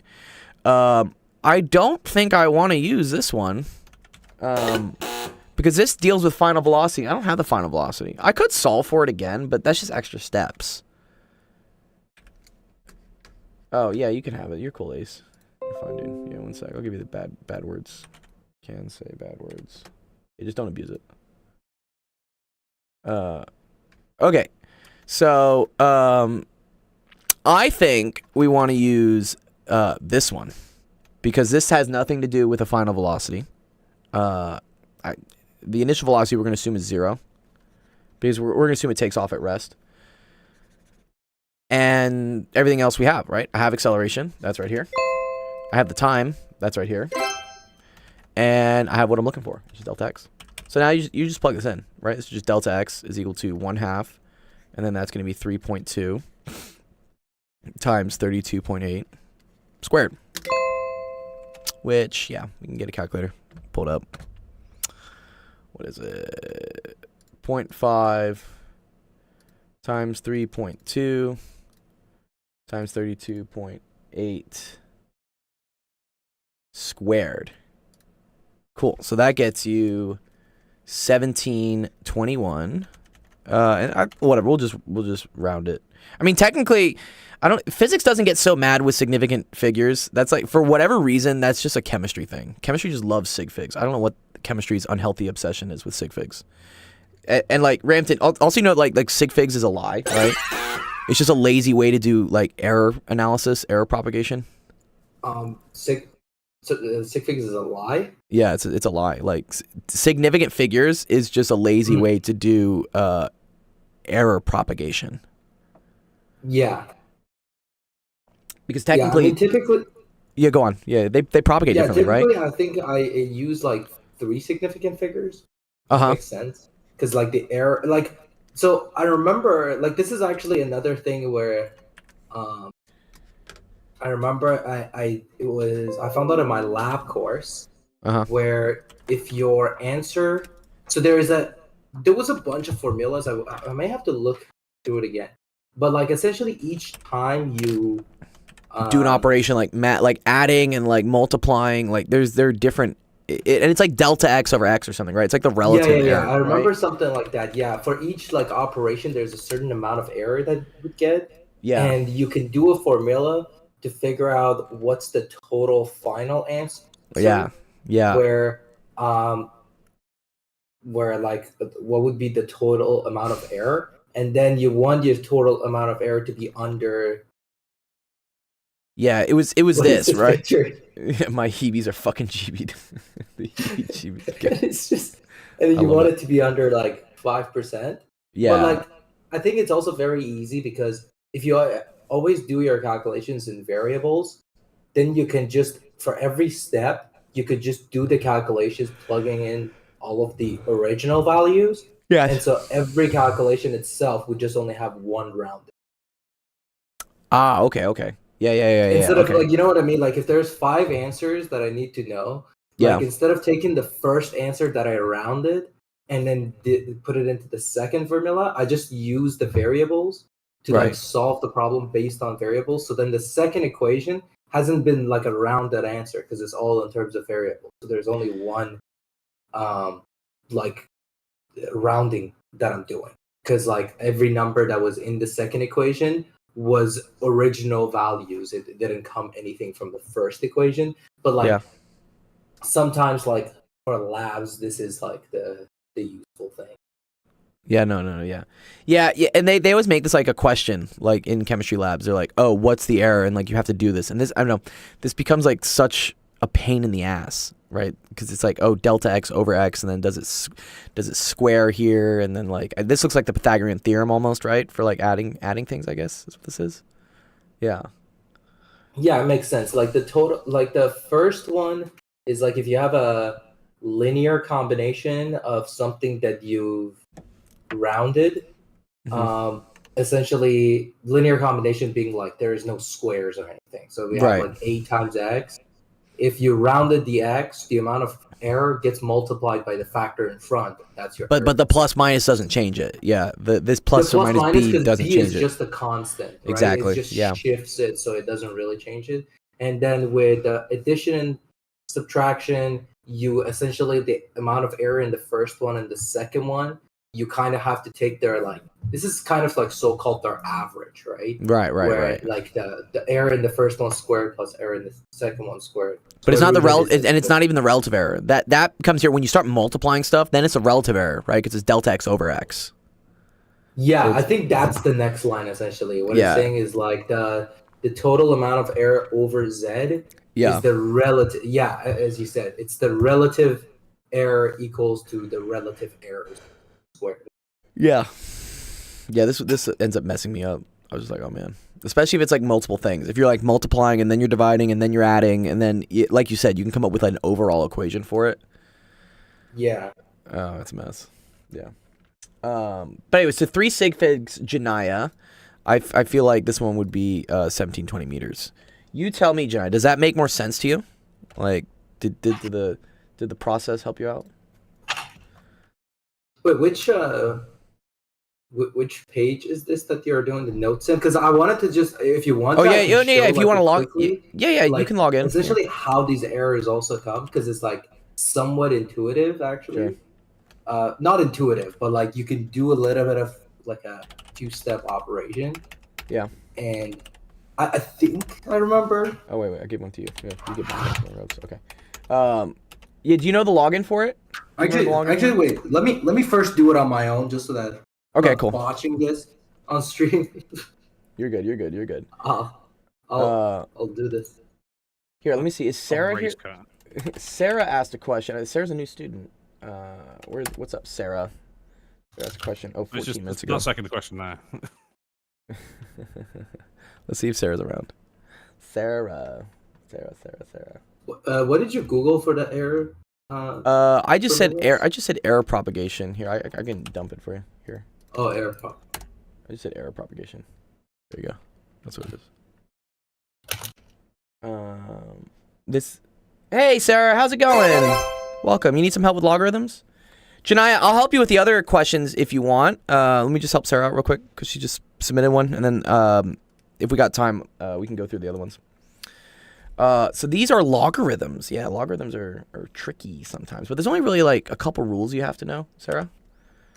So if you have the ln of, let's say, a times b, or here, let me use a different color. Whatever, use b. Ln of a times b.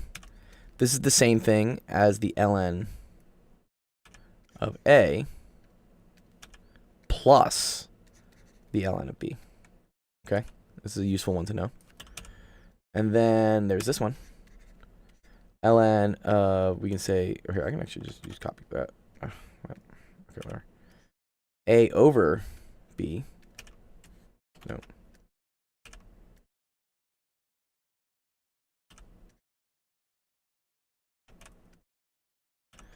And that's going to be equal to, this is the ln of a minus the ln of b. That's what it's going to be. So here, I'll show you that.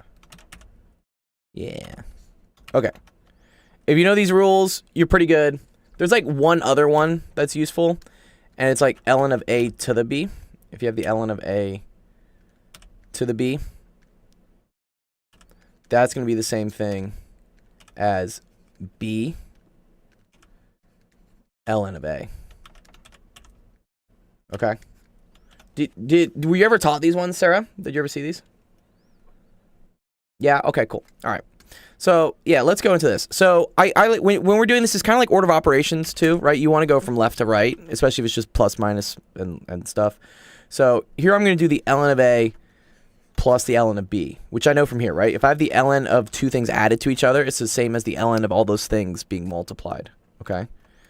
So that's going to get me just from this part alone, right? This is going to get me the ln of A times B, and then we have some other ones here. So now I got minus the ln of C minus the ln of D, all right? Now we have to look at these as a group. So let's remember, if I have the ln of something minus the ln of something else, that's the ln of those things divided by each other. So this is going to become the ln of AB divided by C, okay? And then we still have the minus ln of D here. And then this is the last part we're going to do here, Sarah, right? I'm going to take, I have the ln of something minus the ln of something. That's the ln of the two things divided by each other. So that's going to end up being ln of AB over C divided by D. Now this may be a little confusing. When people see like fractions divided by things, you know, like this kind of like messes people up. I always like to say it's just dividing fractions easy as pie, flip the second and multiply. So if you have AB over C divided by D, they also call it like keep, change, flip, I think. It's like keep, then you change this to multiplication, and then you need to flip this. This is the same thing as D over 1. So we're going to make that, sort of flip this. This is now going to become 1 over D. Okay. So these two multiply, and you're just going to get AB over CD. Yeah, keep, change, flip. That's what you use? Yeah, nice. Okay, cool. So then your final answer is just ln of AB. You know, I was not taught keep, change, flip when, you know, I took math. Mine was that cute little riddle rhyme thing. Why would it not be ABD divided by C?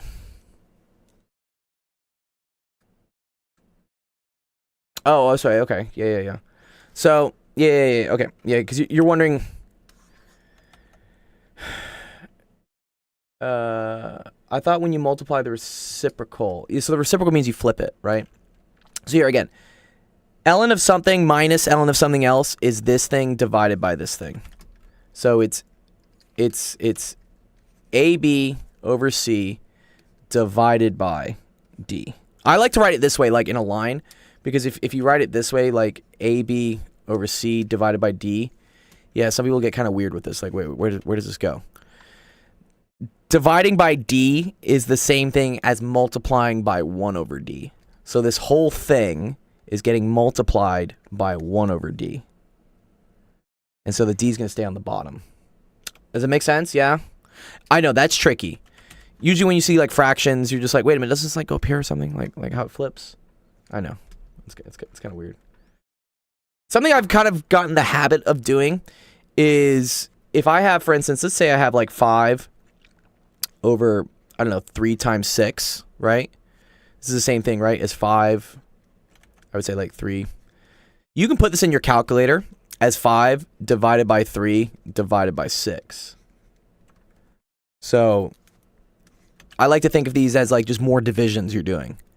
So if you look at, well, look, 5 over 3, and then that whole thing divided by 6 again, you get the same thing, which is 5 over 3 times 6.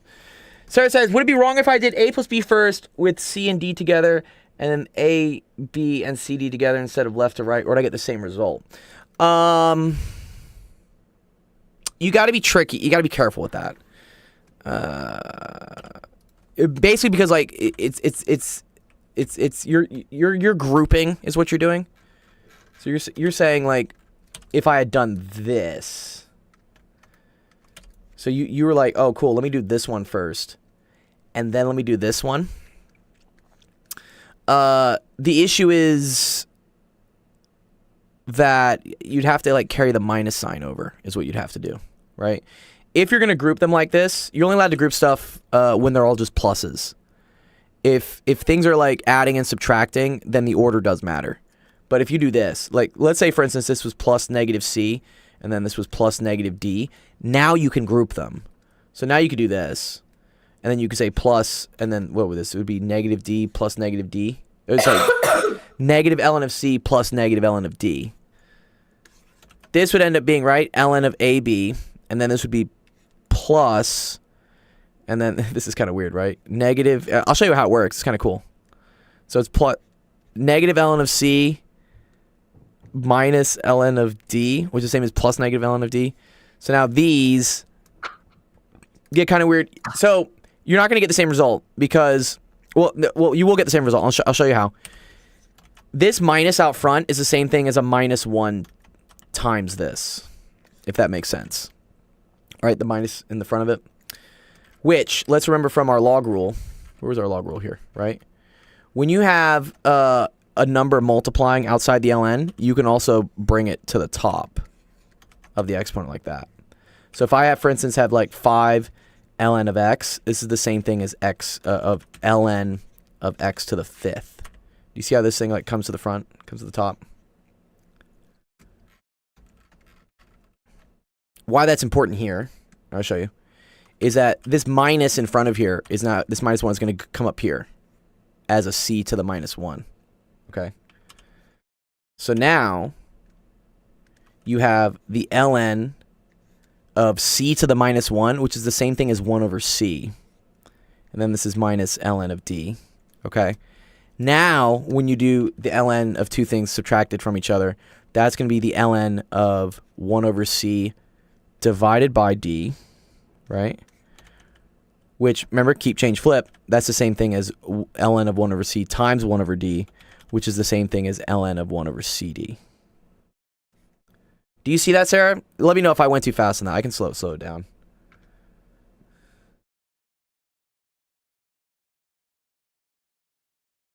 No, you're good. I understand. Okay, cool. And then when you add these two, right? Do you see how, like, now I have ln of something plus ln of something? So now they multiply. So then that's ln of AB over CD. So that would get the same answer. But you have to be careful and turn everything into pluses if you're going to do that. If you were to do this by itself, right? Yeah, this would be ln of C over D, which would be wrong. Because then this would be ln of AB. And now if you subtract these two, you know, you're dividing by this, then you would get your ABD over C, which is not correct. So, yeah, it has to do, the grouping's tricky. Just make sure everything's pluses, or go left to right. Yeah, oh, awesome, great. Yeah, I'm glad that helped.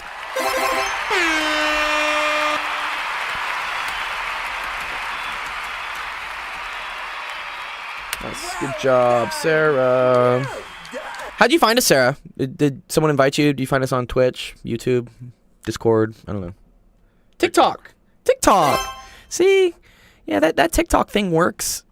Sensation. I need to do your idea of like going live on TikTok, but yeah, just having like a banner that says, "Hey, go to Twitch."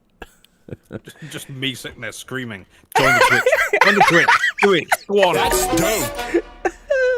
That was me asking about the rational function. Oh, nice. Yeah. You wanted, yeah, if you need help with that, Sarah, like, I'm happy to explain it to you one-on-one here. We'll do it on the stream. That's totally cool. I do need to make a video on it. I have a huge list of videos I need to make for TikTok, and they just take so much time. Rampton might start making some TikTok videos, though, so maybe he can, like, might start making some stats videos. Stats would be cool. Raspberry Pi 3, ooh. Wait, they have a third revision now? I think it's 5 now, isn't it? Oh, I have the OG one. I think I have the OG Raspberry Pi. Nice. Rampton, did you wanna talk about, like, what was it? Propagation of errors and stuff? Is that what you want to talk about? Wait, Rampton's getting a... Oh, my games. So many games. So many games. Yeah. Sensation is a connoisseur of old video games. Yeah. So Sarah, yeah, you get a coin in our server for asking a question. If you ask, you'll see there's a bunch of things you can do to get points, and we buy gift cards for students, you know, once they do enough of those things. So I would say, yeah, come for the free help, and then you can stay for the prizes. Yeah. Let's see, 1K has a question about isosceles triangles. Okay, 1K. trying to think what... plus 60 plus 60. Yeah, they are 60 degrees. That's true. So actually, it's too funny. If 1K, if you really wanted to like flex on your teacher, we could like show that the dot product of this stuff is like 60 degrees. Like if we really want to flex. But okay, yeah. Isosceles.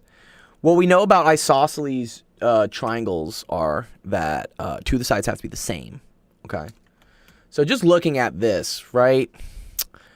I think the two sides... Oh, wait, no. Sorry, that's equilateral where they're all the same. We only need two sides that are the same. So I think it's going to be this side and this side. Are going to be the two sides that are the same 1K. Let's see, is 1K in the chat? Yo, what's up? Yeah, good to see you, bro. Oh, he's in the Twitch. All right, all good. So you basically just have to show... So you have to show that these are the same length. Okay, that's all you have to do. So what we can do then, right, is calculate the length of AB, and we can calculate the length of BC. All right. In order to do so, we got to use the distance formula for the distance between 2 points, which is funny. It also is kind of like based on triangles. The distance formula is basically creating another triangle. I'll show you how it works. It's actually kind of cool. Here, let's do the distance for BC. So the equation for this is going to be the square root, and we're going to say like it's x2 minus x1 squared plus y2 minus y1 all squared. Okay. So let's call this like 0.1. Let's call this 0.2. So x2 minus x1, that's going to be 2 minus negative 2. Okay, so we're going to have here a square root. And we say 2 minus negative 2 squared.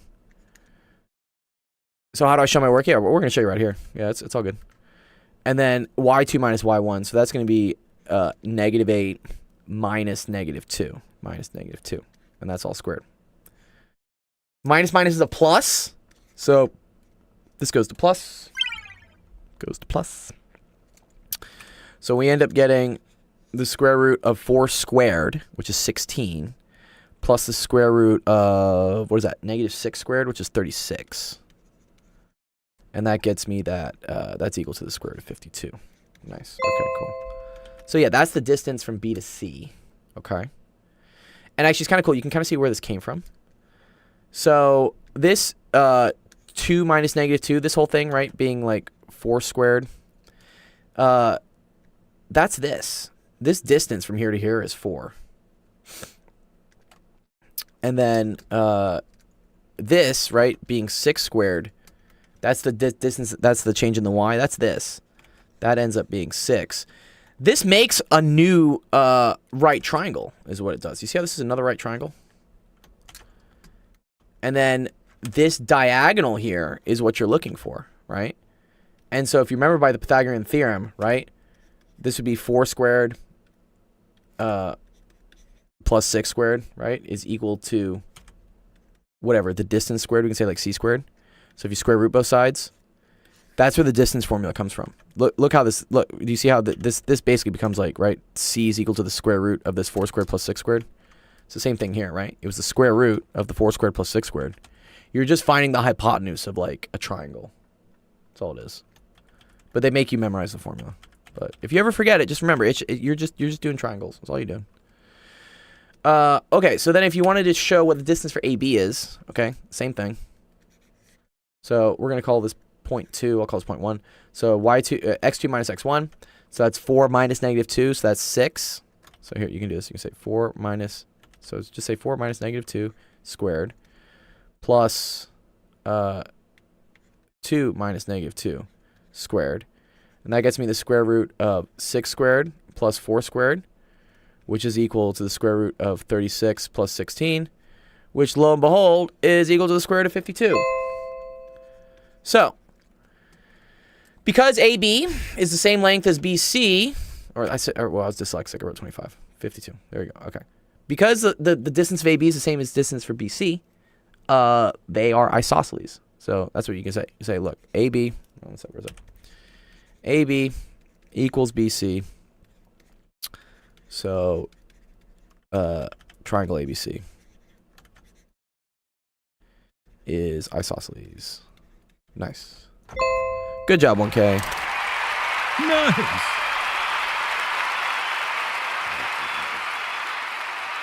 Hey, you're welcome. Well done. Well done.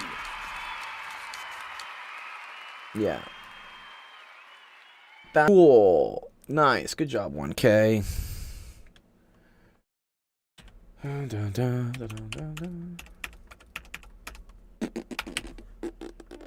What's going on in UK land, Sensation? Anything crazy? The only meaningful thing that's happened recently is ducks have been leaving the local river and coming to sit in the middle of the town centre. And Doctors? it made international headlines, which is weird. Sorry, Doctors? can you not hear me properly? No, I can hear you. Did you say docks? Or ducks? Ducks. Oh. You know the ducks are free, right? Like Ducks are free. You can take them home with you. Yeah, they're free. It's a little known secret. The ducks are free. You just got to change the batteries. All right, wait, what's the name of your town again? Sorry, it's Lancaster? Thirsk. Or Thirsk? Thirsk. Oh, wow. So it's like thirst, but with a K. Yeah. That's cool. Yeah, let's look up the headlines. Hurricane Milton. Fucking Milton, dude. Who comes? I always wonder who comes up with the names for the hurricanes. Community comes together to help ducks cross street every night. What? Residents of Thirsk, a town in northeast England, have been proud of their thriving duck population. So when they noticed their beloved ducks were struggling, they knew they had to step up. The ducks travel from the river to the parking lot where they sleep. Oh, they sleep in the parking lot. Oh, that's so nice. Oh, wow. So y'all have started taking care of the ducks. That's the. It was on TikTok and everything. I thought they were chose alphabetically. Oh, are they? Oh, for the storms? Yeah, but how do they come up with the names though? We got a video for it. Wife. Oh, they're in the cones. They got to be in the cone area. Oh my god, I'm loving this audio, dude. Here, I'll post it for you since you're gonna watch it.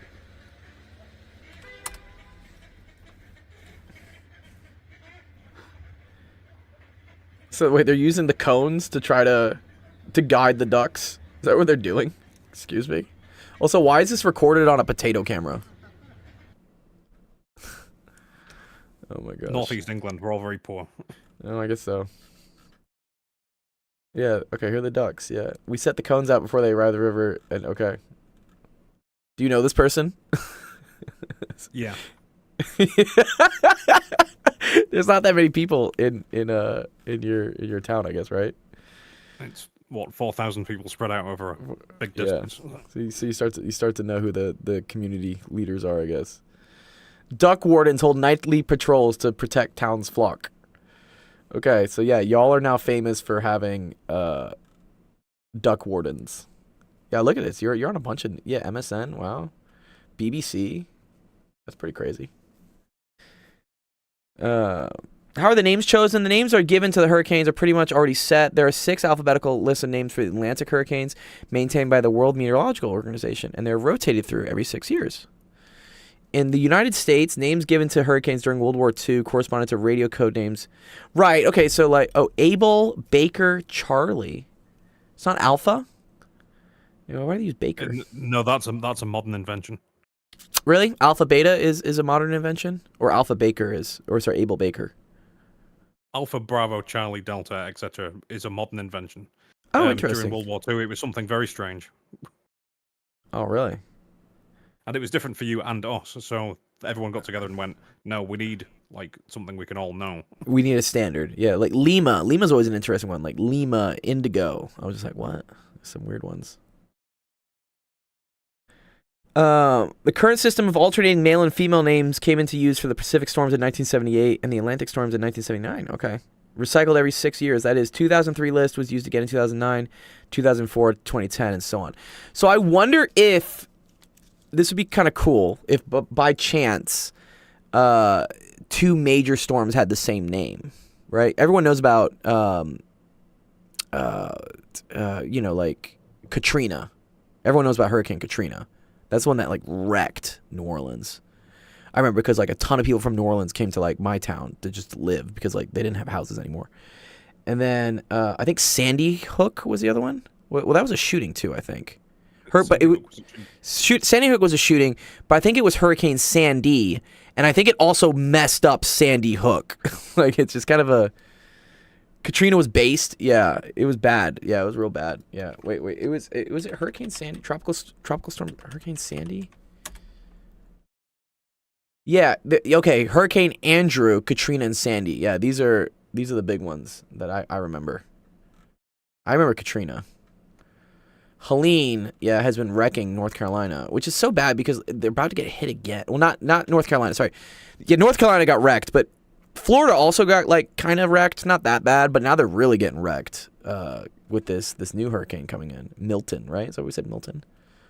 Wait, how does something wreck Florida and North Carolina? But no, yeah, it's interesting. Yeah, no, it traveled. Yeah, here we can look at it. Helene path Wait, map. Where's Georgia?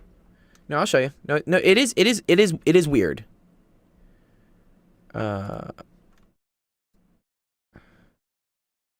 Yeah, so Texas, Georgia, Florida, North Carolina, South Carolina. Yeah, this is it. Okay.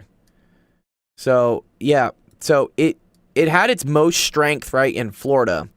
But then I think for whatever reason like something happened in like North Carolina, and also North Carolina is not used to this.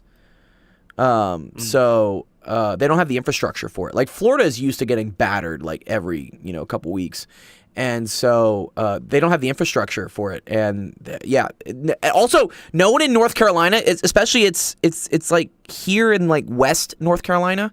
It's kind of in like in the Appalachians. It's up in the hills and stuff. No one has flood insurance because you never needed flood insurance.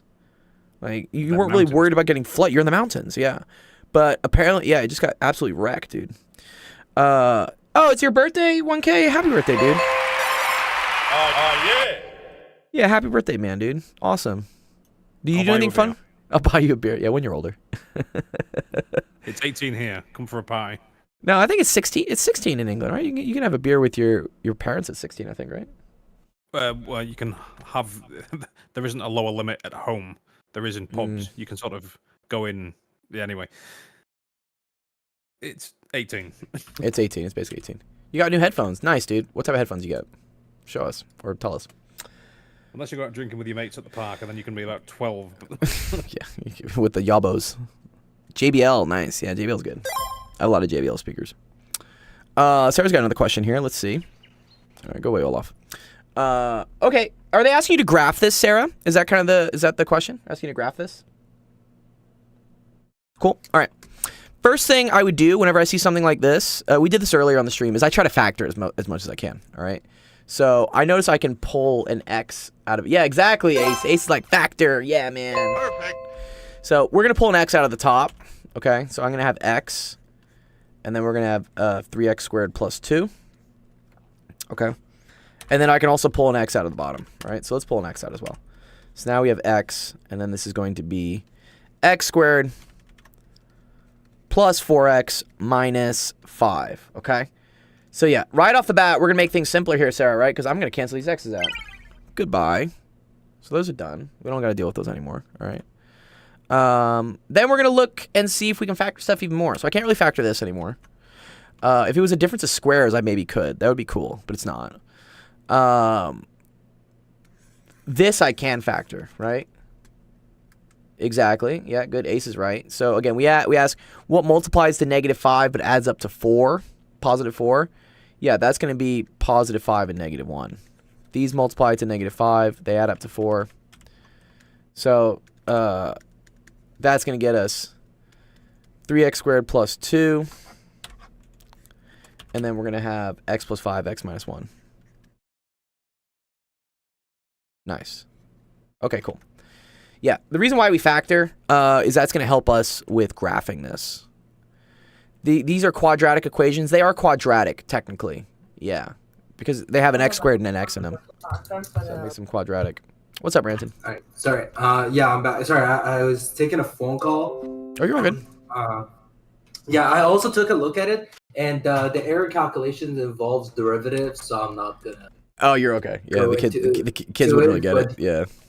Yeah, I was like, I thought it would make easier sense if I were to show how they are done, but typically there's a thing called a variation that you need to do some partial derivatives, and I was like, it's we're not gonna do a partial. lot of people are gonna be like lost over that. Yeah. No, you're all good. All good.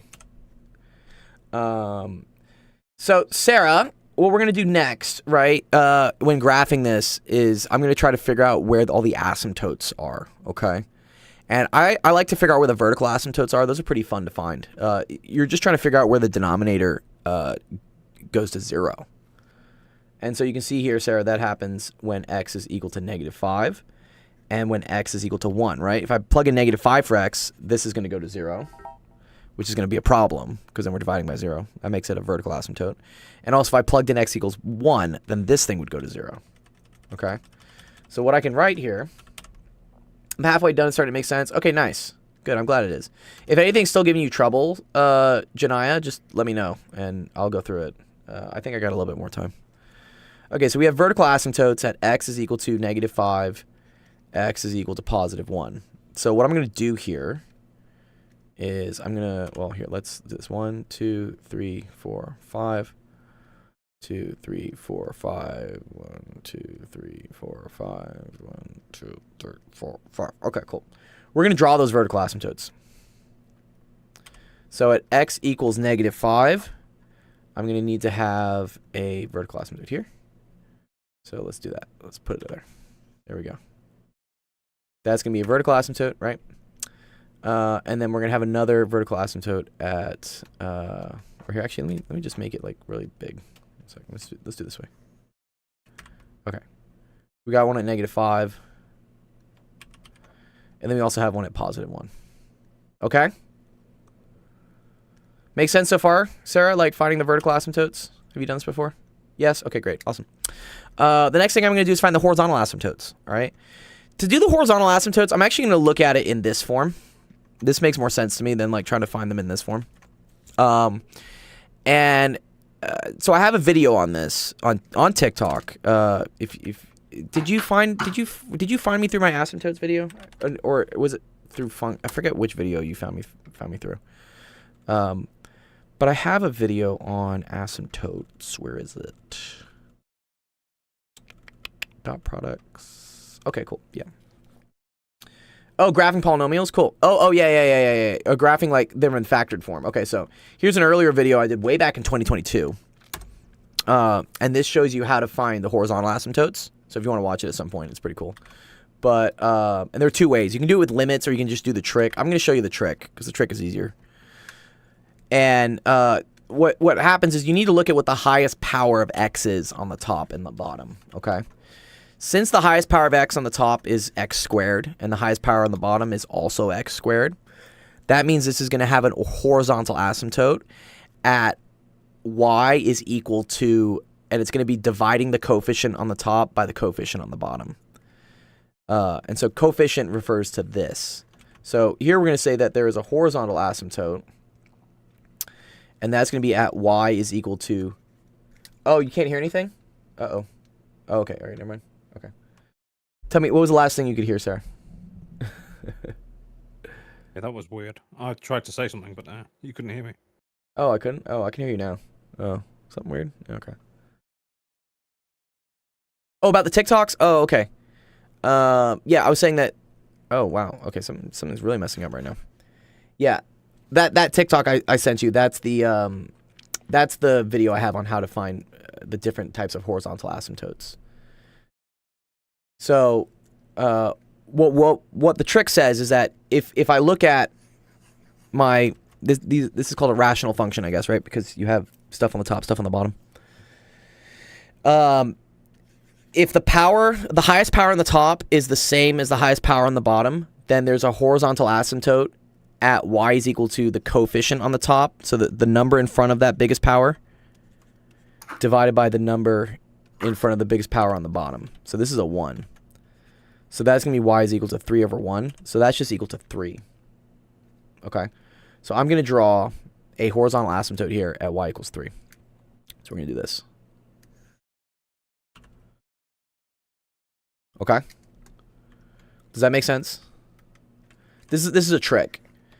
Yeah, it turns out if the highest power on the bottom is bigger than the highest power on the top, then the horizontal asymptote is at y equals 0. So if this was like an x to the 4th, then it would be 0. And then if the highest power on the top is bigger than the highest power on the bottom, then there is no horizontal asymptote. It just goes to infinity. Unless it's bigger by just a factor of 1, then technically there's what's called an oblique asymptote. It's a slant asymptote. It's kind of weird. Those you'll end up seeing, they do something like this. Yeah, they're like slanted. But watch that video. I go over like how to find the slant asymptotes. For now, this isn't too bad. Okay, so now I know what my graph looks like. The last part is kind of like figuring out, where stuff goes, right? Is it like this? Is it like this? Is it like this? Is it like this? Is it like this? Like, you don't know, right? The way to test this, right, is to pick points. So I'm going to pick a point over here. I'm going to pick a point here. And I'm going to pick a point here. And that'll tell me, where it is relative to the horizontal asymptote, the blue line. Because I know it's either going to do, it's going to do something like this, or it's going to do something like this. And then it's either going to do something like this, or it's going to do something like this. And it's either going to do something like this, or it's going to do something like this. So on all the different sections created by the pink lines, the vertical asymptotes, we need to figure out where it is above or below the horizontal asymptote, which is the blue one. So I'm just going to plug values in. So 0 is cool. 0 is a great number, right? So if I plug 0 into here for x, right, that's going to get me 0 plus 2 over positive 5 times negative 1. So that's going to get me negative 2/5, right? That's way down here, right? So, I mean, I could put the point here, but now that I know that's the point, I can draw my graph. I can draw the part of my graph now. Let's do this. What color do I want to do this in? Gold? I like gold. Gold's a cool color. So let's do that. So that's going to have to do something like this, Sarah. Okay? Because remember, the lines always, they approach these asymptotes, but they never touch them. So they get very close to them. Okay? So there you go. We found that. So then let's find something further out. So let's look at, I don't know, let's say 1, 2. We could do 2. 2 is good. Let's plug x equals 2, right? Plug x equals 2 into here. I end up getting 3 times 4 plus 2. Right? 2 squared is 4. Over, and then that's going to be 7. Like 2 plus 5 is 7. And then 1. Would it mean that the x graph has more x-intercepts? Correct. It does. Yeah, so we haven't found any of the x-intercepts, actually. Yeah. And actually, yeah, that's a cool thing you bring up. You bring up something interesting. Because that actually could help me out here. Because I already know it has 2 x-intercepts, right? Here and here. So, that's kind of cool. So technically, I actually already know what happens. I know it does this and this. It must. Because otherwise, it would have another x-intercept. Nice! Good to see you, Taco. So anyways, you plug 3 in, right? So this is going to get me 12... did we do this right correctly? Oh, thank you. I do need a drink. Thank you so much. Need some water. Alright. So this would be 12 plus 2, so this is going to be equal to 14 over 7, which is equal to 2. Dr. Gold, what are your thoughts on Skibbity Toilet? Oh, no. Let me see. Did I do this right? 14. No, 12, 14, 2 plus 5, 7. Yeah, it's 2. Okay, so at 4, it's at 2. Oh, so that's actually below. Oh, interesting. Yeah, so then that says it's doing this then, I guess? Oh, okay. I may have done something wrong. We'll have to check. Okay. And then I'm going to check another point. I'm assuming there are no limits yet, right? They haven't done limits yet, no. Okay, yeah. Yeah. So I plug in negative 6. Let's plug that into here. That's 3 times 36 plus 2 all over. And then negative 6 plus 5 is going to be negative 1. And then that's going to be -7. This thing's a monster, right? 3 times 36. That's, was that 90 something? 108? 108. 108 over 7. Or so it's 110 over 7. Which that's big. That's at least like 20 or something. So that tells me that that's going to be doing this. Yeah, I was going to be doing this. I feel like something's wrong with this. I want this to do this. I think... What did I do wrong, Rampton? What did I do wrong? One of the things I haven't noticed the right part, but one thing I was going to say, the middle part, it doesn't necessarily always have to go to the asymptote, right? So that middle part between the two vertical lines, it doesn't always have to actually go touch the horizontal asymptote. Oh, you mean it could do like this? Yeah, that's true. But I'm saying also it doesn't have to like go like it can. What's it called? It can do like a U thing below the x-axis, right? So like for example. Oh, thank you. You're so right. Here. I could do this. Like essentially, yeah, exactly. I think because like if you want to find out where it crosses the x-axis, you have to like set that function equal to like 0, which means that you actually have to find out where 3x squared plus 2 is 0, which is never. Exactly. Right, and then never find out. Yeah. So and I think as you did before, I think you plugged in what was it -6? Oh no, -4, something like that. Oh, I plugged in 0 just to get this. Yeah, I plugged in 0. 0. Yeah. 0 also makes it. And then at x equals to 0, you get so you're right. So it is like this.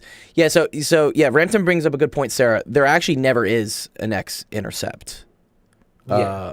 Because Rampton's right. In order for us to get 0 on the top, that's the only way we get y equals to 0. I need 3x squared plus 2 to equal 0, but this can't happen. Because this gets me what? 3x squared is equal to -2. So x squared is equal to -2/3, but you can't take the square root of negative numbers. No. So that doesn't work. Yeah, so there are no x-intercepts actually, so this doesn't hit. So then this has to be wrong, right? This has to be doing this. Would it cross at 0, -2/5? It would cross the y-axis. You're correct about that. Right? Yeah, 0, -2/5. That's the thing here. So I guess it would do this technically, right? Yeah, it probably does this. Yeah. Yeah, there we go. Looks something like that. But it definitely has to approach the pink asymptote line. That it has to approach. Let's check here. I think something's wrong here. I think if you just plug in like a number like bigger than 1, which is like 2, you would just get positive everywhere, right? All right. Yeah, well, let's see. Well, so if I plug in 2, right, that's 3 times 2 squared, so that's 3 times 4, plus 2, that's 14. Then we have 2 plus 5, which is 7, and then 2 minus 1 is 1. 14 over 7 is 2. So that's below, right? That's below my horizontal asymptote. Did I do something? Did I do something wrong? One sec. Let's check. Where's Desmos? Yeah. Okay, so we have 3x squared plus 2 divided by, and it was x, what was it, x minus 5, x plus 1, or x plus 5, x minus 1. Yeah, it says it comes from above. That makes sense. Why am I getting? Sorry, I'm having like a brain moment, I guess. Yeah. I think. Yeah, I'm trying to also do this without doing limits. So I think it goes below the it goes below the horizontal asymptote, and then it then it approaches it as it goes to infinity. That's super weird. Yeah, I'm also trying to do this without talking about limits and derivatives. Yeah. Which is why I was like also trying to like do it. But yeah, I think. Yeah, that's super weird. Sometimes maybe plugging in like 2 numbers might be. Oh, she says, yeah, she does understand limit and derivatives if we want to mention that. Yeah. Well, that's just the limit as x approaches infinity. Yeah, so one of the things I like to do is like, so there is a thing called the 1 plus, right? Like a 1, and then we put a small plus on top. Mm-hmm. And then what I like to do is like just put the 1 plus into that, yeah. Of this, right? 3x squared plus 2. Yeah, so approaching it from the right side. Mm-hmm.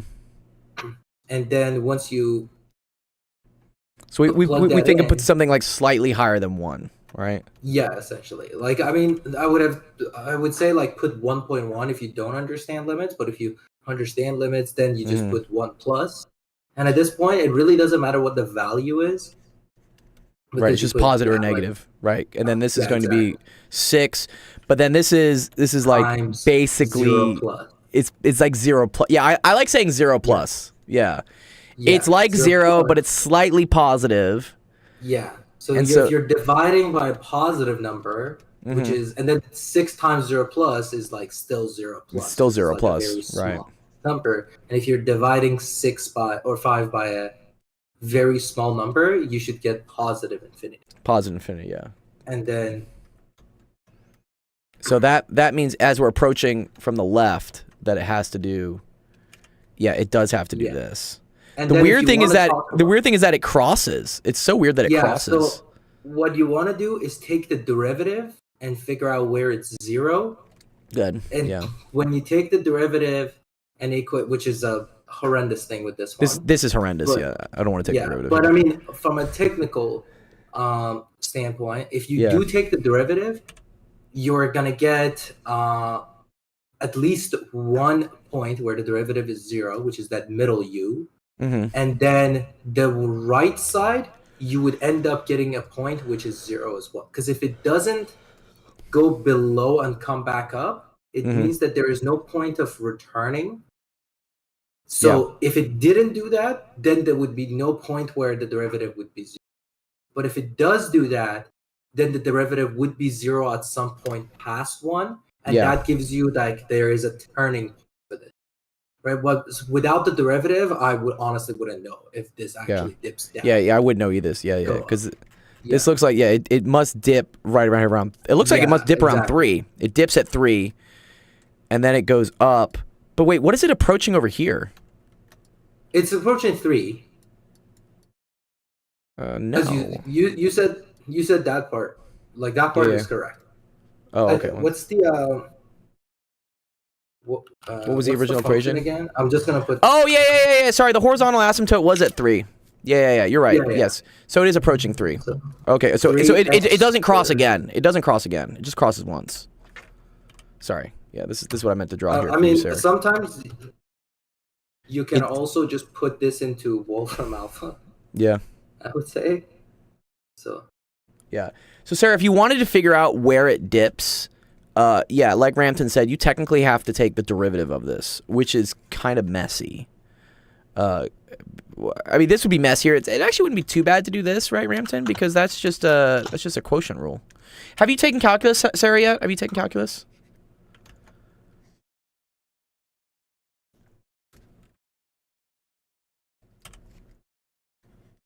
I have. This is for my pre-calc class. Wait, you've taken calculus, but you're doing it for pre-calc. Yeah. So you're not supposed to know the dip then. Yeah, she doesn't want to use derivatives. So, I don't think there's a way to figure out where that dip is without using a derivative. Do you think so, Rampton? Yeah, I don't think you would know. Yeah. So if you take the derivative of this, you would get this kind of nasty-looking fraction. Right. And then if you set that equals to 0, I wouldn't bother showing you the fraction. But then you would get... What does it get for it? I'm just curious. Here, actually, I can... The solutions are 17 over 12. Ew. Or like 17 over 12? No, there's more to it. 17 over 12 minus square root of 385 over 12. Oh, Sarah says from the remainder function. Okay. She said, we do long division and set the numerator and the denominator to 0. Oh, yeah. Okay. How's that working? Like Oh, they what's up, do Nick? a You're back. long division and then With what? Are they doing long division of this with one of the factors? I think if they do long division On the whole because this thing? is, like they're both in terms of like the because both in terms of what's it called? The highest order is x squared. They would get like some full number plus Yeah. some other fraction, but I don't know if that would actually help to figure out. Well, let's if this see. Dips X squared below. plus 4x minus 5. What's up, Nick? Good to see you, dude. He's back. Back from the dead. Yeah, because if I long division this, right, this goes in what 3x times. Well, first of all, sorry, I gotta put like plus 0x plus 2. Then I think just the x would be it. sorry, it's just 3 actually. Sorry, I'm wrong with that. Right, sorry. That's 3x squared plus. Sorry. No, you're good. You're good. Plus 12x minus 15, right? So now if I subtract these, goes away, and this is negative 12x. Plus 17. So this is my remainder, I guess. So Yeah, okay, so then that's it would 3. look like, so it'd be 3 plus a fraction, which is All over x squared plus 4x minus 5. Oh, and is this where the 17 over 12 comes from? I have no idea. Yeah, that's kind of interesting. I've never done it this way specifically. I think because if you do this, I'm trying to figure out. So there's the 3. That's so interesting. I've never seen dude, that's some new math, bro. I've never seen like use the remainder function for it. Like excuse me, what? That's kind of cool. She said use long division, set the numerator denominator equal to 0. Oh, I see what it is. Okay, sorry. So is it where the remainder blows up? Well, where the remainder blows up, that's the horizontal that's the vertical asymptotes. No, I think so. Wait, are you on the file? I can't Yeah, let me go for it. There you go. Okay, yeah. So I think what she means is when is that second fraction equals to 0 now? Yeah. Because that would be the point. I don't think this still doesn't give you the turning point. Right. But if you set that second fraction to 0, that gives you where the line crosses that y equals 3. Ooh, I like that. So that gives you the intercept with the y equals to 3, Mm-hmm. which if you do that, I think you would get like the Yeah, that's the 12 over 17. Or yeah, 17 but over then 12. Yeah, so x equals to 17 over 12 would be the intercept with the Got you. But to find the lowest point, I feel like you just have to do it. Should I always do long division for rationals? Yeah, I guess not a bad idea. It's not wrong. Yeah, it's another way of doing it. I've never seen that actually before, Sarah. That's cool. You taught me something today. I haven't seen. Usually this doesn't happen. Usually this would be like this, and we're cool, happy. But your teacher happened to pick a weird one that doesn't do that. I wonder if us taking out taking out the x didn't do anything because that wasn't there to start with. But I would say like from a calculus perspective, because like you need calculus to find out all information about this. Yeah. You typically want to do as you said, like the horizontal asymptotes where like the denominator is 0 and where the limit of x goes to infinity and the limit of x goes to that's the infinity. Right. Then you want to do where your derivatives are 0. Yes. And then find those as well, which are those turning. Yeah, so I would say, Sarah, like, follow the general strat we had here, which was find the horizontal asymptotes. You can do limits at infinity, or you can do my trick of just looking at the coefficients. And another thing, too, which is small, but again, teachers love to deduct marks from this, is that at x equals to 0, there's a hole, because we canceled like a factor of x. Yeah. I wonder if you would actually have to put this on a graph. They're in a pre-calc class. There's no way they're actually doing those, so... Right? Yeah, if this is for a pre-calc, then... Yeah, technically there's a hole here. It's a removable discontinuity. But I don't think you need to know that for your class. Oh, you do it? You do have to do holes? Oh, man, that's not nice. What's up, Penn Center? Good to see you, dude. Nice. Shout out to the homeboy Penn Center. Penn Center's another awesome math streamer friend of ours. He's very cool. Shout out Penn. What's this about holes? Yeah, what's this about holes? Nice. Yeah, we were graphing this rational function, Penn. And I was doing my usual trick, right, of just doing horizontal asymptotes, vertical asymptotes, and then plug in numbers, right, in between the different regions of the vertical asymptotes. But it turned out, like, this function, well, first of all, I had a hole here. But then on the right, because when we plugged in a value, I got something, like, below the horizontal asymptote. So it ended up actually, like, crossing. Like, usually it doesn't. Usually it does either this or it does this. And so based on what value I plug in, if I get it below the horizontal asymptote or above, I know it's one or the other. But this was a weird one that caused it to actually cross. Dr. Cold. Evening, Fembox. What's going on, dude? Nice. But does a hole at the y-intercept mean that there's no y-intercept? Or can there still be a y-intercept at a hole? Wow. That's a mouthful. Feels amazing, yeah. That's a good question. Yeah, Ramton, is there a y-intercept at this, even though we removed it? Sorry, what was that? Is there a y-intercept at x equals 0? At x equals to 0. On the original function. I think no, then. Penn Center, you would know. Penn Centers are the only way to do it is like, no, there wouldn't be a y-intercept because it doesn't, but you can take the limit of x goes to 0.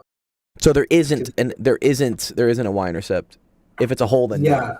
Yeah. Yeah. So you would always have to take the equate. Yeah, once we equate it to 0 and it can't be equal to 0, then that's fine. And then if there's a hole, the hole is like near where the x is 0. Exactly. Which is like, what is it? 2 over -6. The limit exists, but if the function is not defined, there cannot be an intercept. Yeah. Wow. This is nitpicky for a pre-calc class. Really nitpicky. Oh, Sarah, is this AP pre-calc? She's typing. Oh, it's first semester college. Ew. Wait, you've already taken calculus. Why are you taking pre-calc? They're making you take pre-calc at college? I thought pre-calc was a high school class. You probably have some... I don't know, they didn't take my credits? That's not nice. I'm sorry. That's really sad.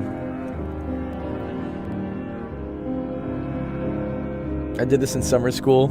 I took AP and BC too. Wait, they didn't take either of your AP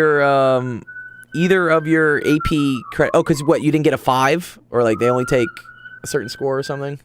Pretty sure if you get 4 above, they... Yeah, most colleges. Almost any school. Will take a 4. And I think some schools even take 3. Yeah. It says it didn't count. All right. Well, I'm sorry, Sarah. That sucks. That you're having tell us basic... the state or the province of your school. Yeah, tell us where your school is so we can go like take out some kneecaps. Don't tell us the name. You don't have to. You don't have to tell us the name of your school. well, tell me the name of the school so I can tell people not to go to that school. I mean, sometimes they do. But anyway, Sarah, yeah. Yeah, to do this, horizontal asymptotes, vertical asymptotes, plug in, and yeah, because it seems like your teacher's going to be tricky, you should do the polynomial long division as well. Yeah. And then what you want to do is you want to set wherever this remainder is equal to 0, this is actually kind of cool. So wherever the remainder is equal to 0, that's where it crosses the horizontal asymptote. This, I believe, is the horizontal asymptote, right? Is that yeah. This is always it, right? This is always yeah, good. Okay.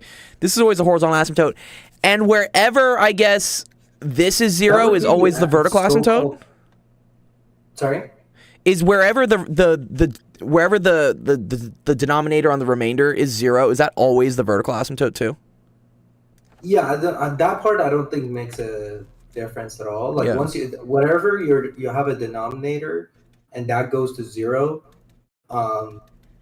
it would give you a vertical asymptote. So like it's better to like keep it as a whole fraction, but to figure out the horizontal asymptote, that's a clever trick because you can do a long division. Yeah. And then whatever comes out, because like whatever this is like the error. This is like the nub at the end. Just like the because the appendix. Because if you have any linear term or like essentially if the numerator is of the same order, when I say Mhm. order, it means the power of Yeah. x. If the power of x is equal or bigger in the numerator, you will have like a whole value that comes out. And then whatever is left in the numerator, which is like minus 12x plus 17, the power of x would end up being smaller. So you can see as x gets really big, that term just vanishes. Okay. Yeah, this just goes away. Yeah, this just goes away. And then if you have like if the remainder, or sorry, if the answer to that was like, let's say 3x, then that would have been the thing that gold is The saying, oblique asymptote. The oblique, yeah. Yeah, that would be And the if oblique it's like asymptote. 3x squared, then it's like it follows a parabolic path. Yeah, it's just like slightly off. Yeah. Penn Center. Yeah, this is Ramton. Yeah, Ramton's a cool guy. I don't know. Did you ever meet Penn Center, Ramton? Penn Center? I don't think so. No. He's another huge math streamer. Yeah, Penn Center. Ramton's been with us for a while, but maybe I think once I started like working with you guys a lot, I think Ramton was on like hiatus, and then he's back. Yeah, so that you probably just passed each other in the. Yeah, I think the cosmos. I started taking a little bit of a hiatus around like I think it was like March. Near March, yeah. But yeah, hopefully I should be back more often now. Yeah. I should be back more often. Mondays or Wednesdays, one of the two I'll be here for sure. Nice. Yeah. Yeah, Penn Center says hi, Ramton. Yeah. So we have a lot of other really cool math streamers. No, I saw there was a math streamer. There's like a whole like list of them there. Yeah, I think it's the N simplex.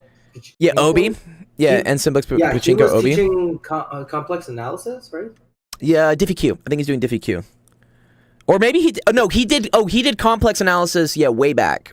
He taught complex. And analysis. then what is he doing now? He was teaching DiffyQ over the summer, and now I think it's Penn Center done. Was doing. Oh, Penn Center did complex. Oh, maybe you saw Penn Center then.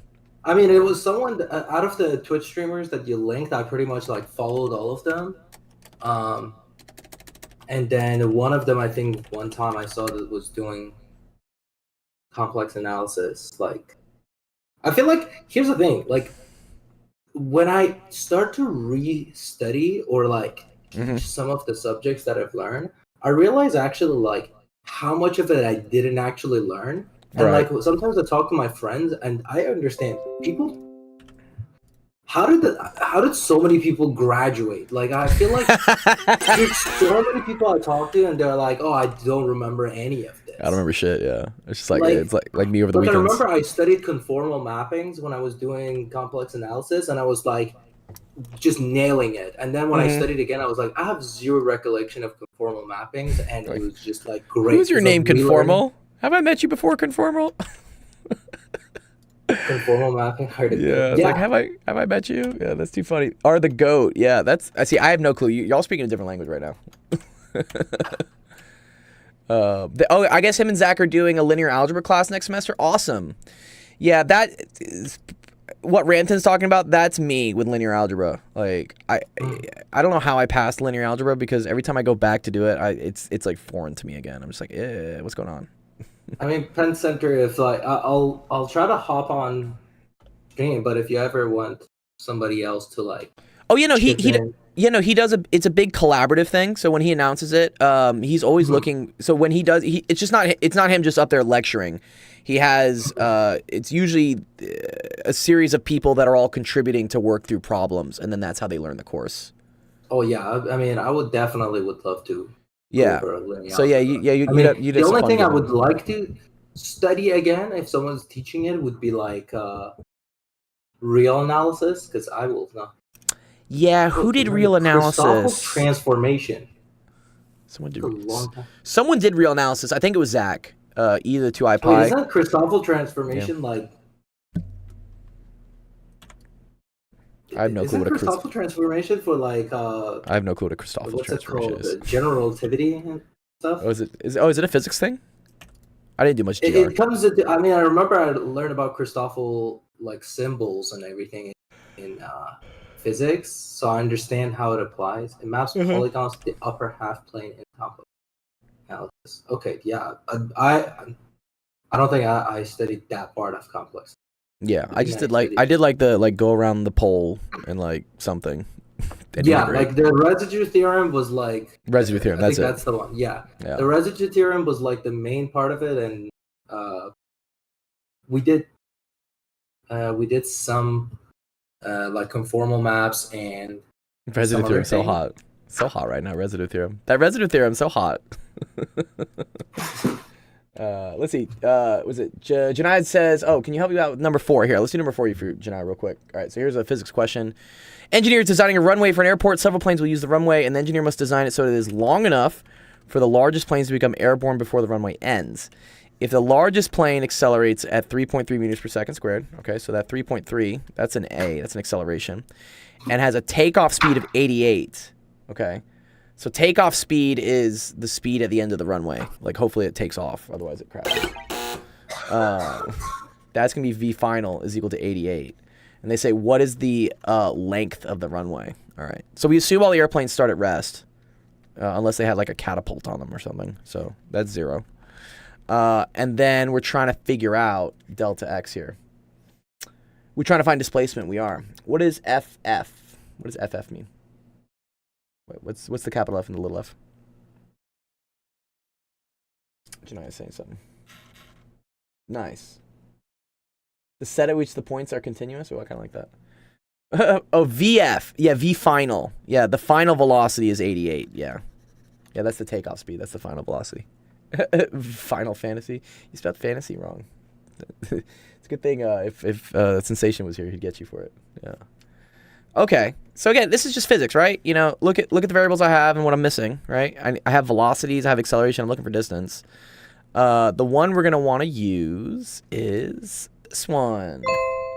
Because look, I got both my velocities, I got my acceleration, and I'm looking for my distance. No time needed, exactly, yeah. This is called the timeless equation. Just another nickname for it. So what? This is 88 squared is equal to 0 plus 2, and then A is 3.3. And then we're solving for delta X. That's the distance of the runway. So you can multiply these. That becomes 6.6. 88 squared is equal to 6.6 delta X. Okay. Where's our calculator? Calculadora. There we go. Okay. 88 squared divided by 6.6. You're going to get the delta X is 1173.3 repeating meters. Nice. Does that make sense, Janaya?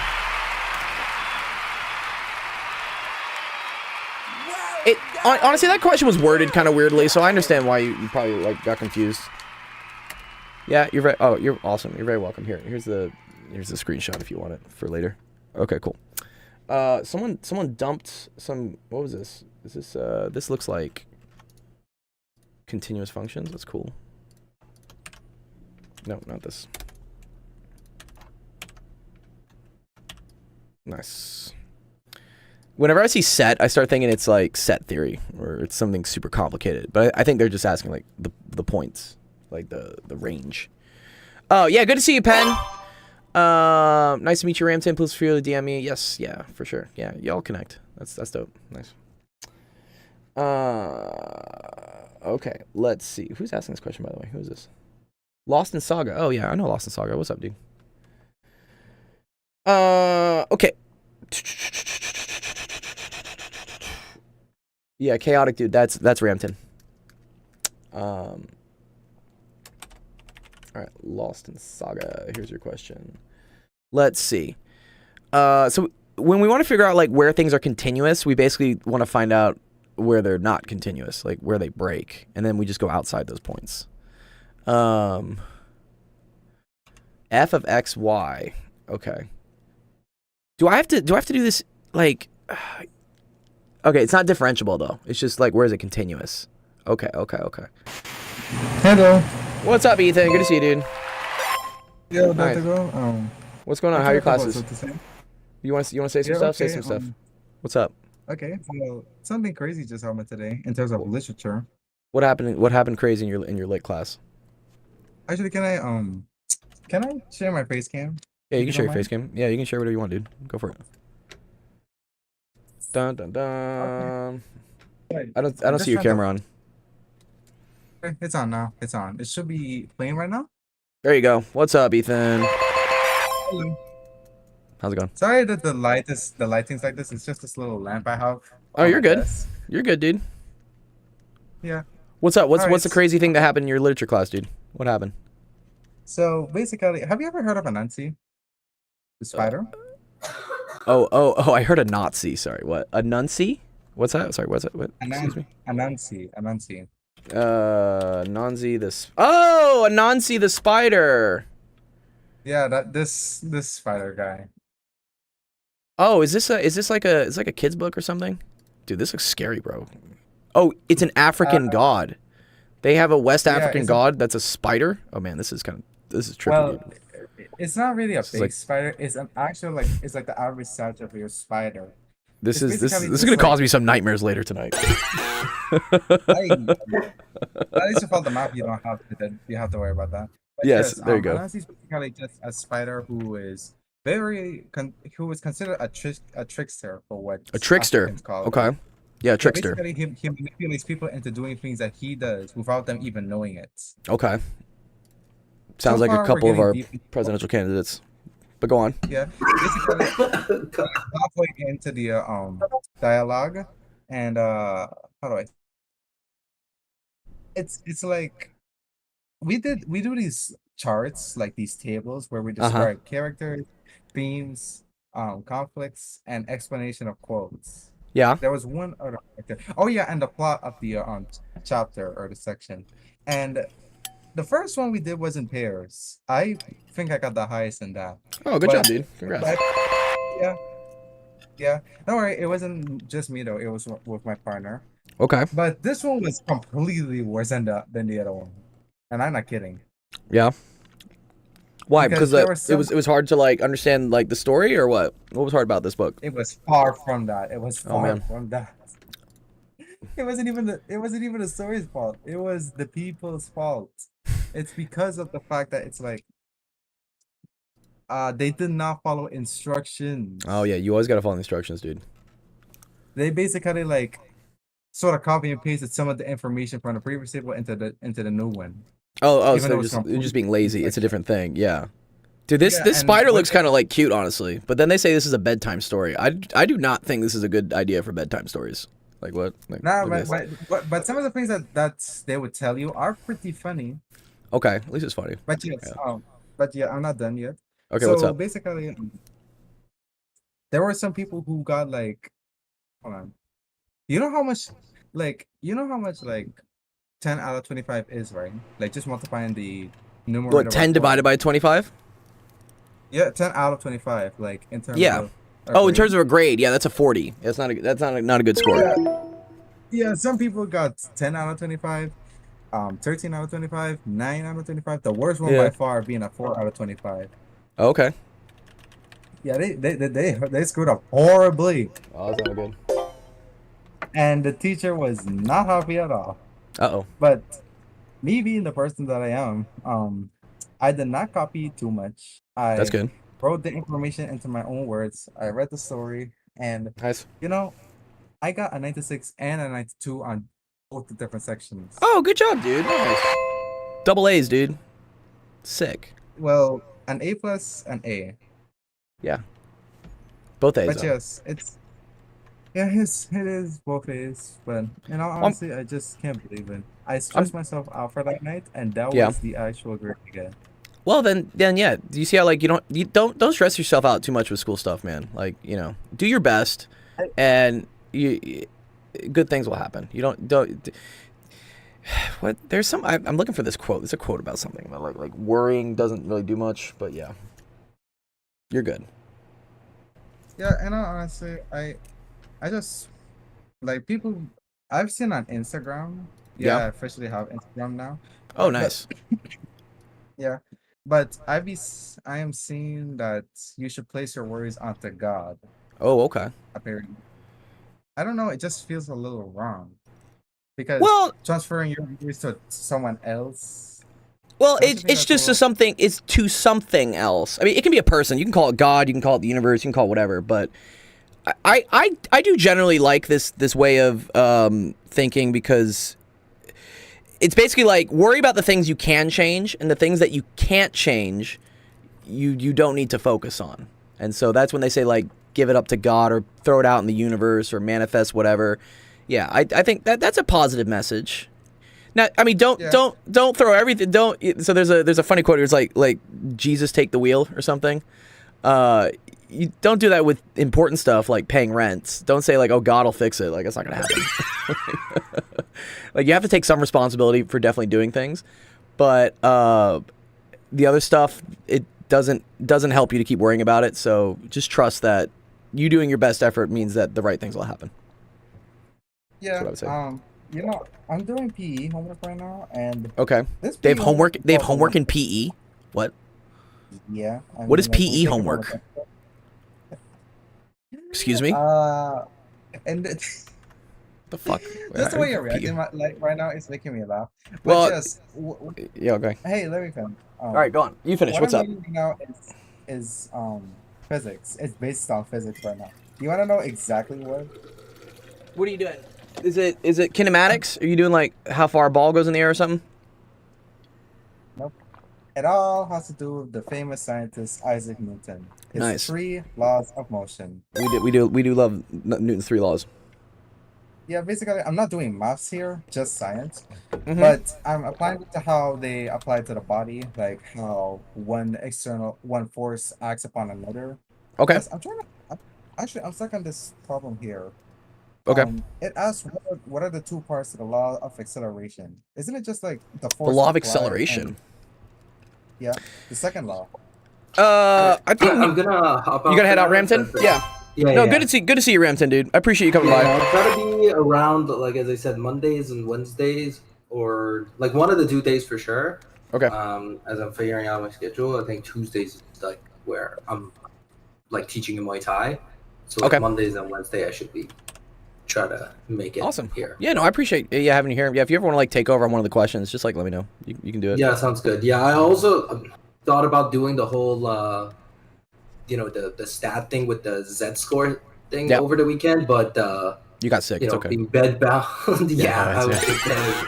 That's hard, dude. Yeah. All right. Yeah. Well, have a good night, everyone. You too, man. Yeah. Yeah, Ethan. Yeah, good to see you, Ramton. Yeah, Ethan. Yeah, let's do your question real quick because Critical needs help with it. And then, wait, Critical. What's your question, dude? What was your question? 1 sec. Where?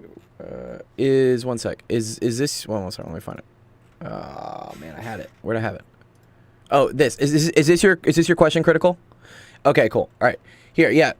Ethan, let's do yours real quick, and then I gotta help someone else because then I gotta run. I gotta teach another student. I gotta teach her physics in 15 minutes.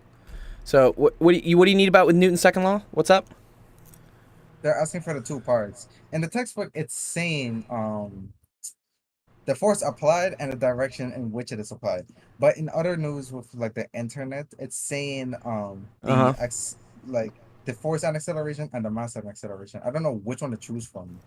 So I think Newton's second law, the one you're talking about, says that the sum of the forces is equal to the mass times the acceleration. Right, and also that the direction, so in magnitude and direction, because force is a vector, so it has a length and also has a direction, right? So I could just put like the force applied and the direction. You could say that or the you movement. could say that the sum of the forces applied is equal to the mass times the acceleration of the object. That's what I would say. It's not 2 parts then. Well, yeah, you say the magnitude and the direction. That's the 2 parts. So 1 part is the direction, 1 part is the mass. Janai, you're very welcome. Oh. Yeah. Good luck on your test, dude. Says, now I have a chance of passing your test. Great. Awesome. Yeah, What's up, well, Ethan? It is basically the same thing, yes. So thank you for helping me with You're that, welcome, dude. But one last thing. One last thing. Okay, one last thing. What's up? Over the weekend, I've been trying to do this math question, these 320 questions with the changing the subject of the formula. Yeah. It was starting to hurt my head because I can't Okay. even understand this anymore. And Okay. I think it's because I'm getting a little too tired. Well, take a break, dude. Take a nap. Rest I your can eyes. get a Go look full at something day's else. rest, Go for a walk. I can't look at the stairs. I can't look at the stairs yet. I got homework to do here. I got homework to do here. Right on my desk. Right. You also have life to live. You know, life Yes, isn't I know, all homework. but school is my life right now. I know. It feels like that sometimes for sure. Okay. One sec. Well, Good. Yeah. If you have questions with the math stuff, you know what to do, dude. Just post a screenshot. I'll go over it on the stream. I'll do it otherwise, tomorrow. I don't think you have any tonight. no, I gotta go. Yeah, I gotta go in the next 10 minutes. I gotta help Critical out real quick. Okay. Later then. All right. Good to see you, Ethan. Nice. Okay. Here, Critical. Let me help you out. All right. Let me give a bond point to Ethan for his question. That's a good one. Okay. Okay. Where the function is continuous. Okay. So things break continuity when you divide by 0 or take the square root of negative numbers, is what I would say. Okay. So whenever I see stuff like this, I'm gonna say if it's a rational function, like it's a fraction, I got stuff on the top and the bottom. First, what I'm gonna do is I'm gonna see if I can simplify it, like if anything cancels. Okay. Like we saw in the last question, not this one, sorry, this one over here, right? We were able to pull out an x out of both things because technically x equals 0 was a whole. But we were able to remove that hole. It's a removable discontinuity. Question for the math guys that are in my stream. Is this function still continuous at x equals 0? I've removed the discontinuity. So like, right, does that make it continuous? Even though I know it technically doesn't have an x-intercept? That seems kind of weird for it to not have an x-intercept, but then say it's also continuous. Right? I know the limit approach is the same thing. It's just like the actual value doesn't actually hit it.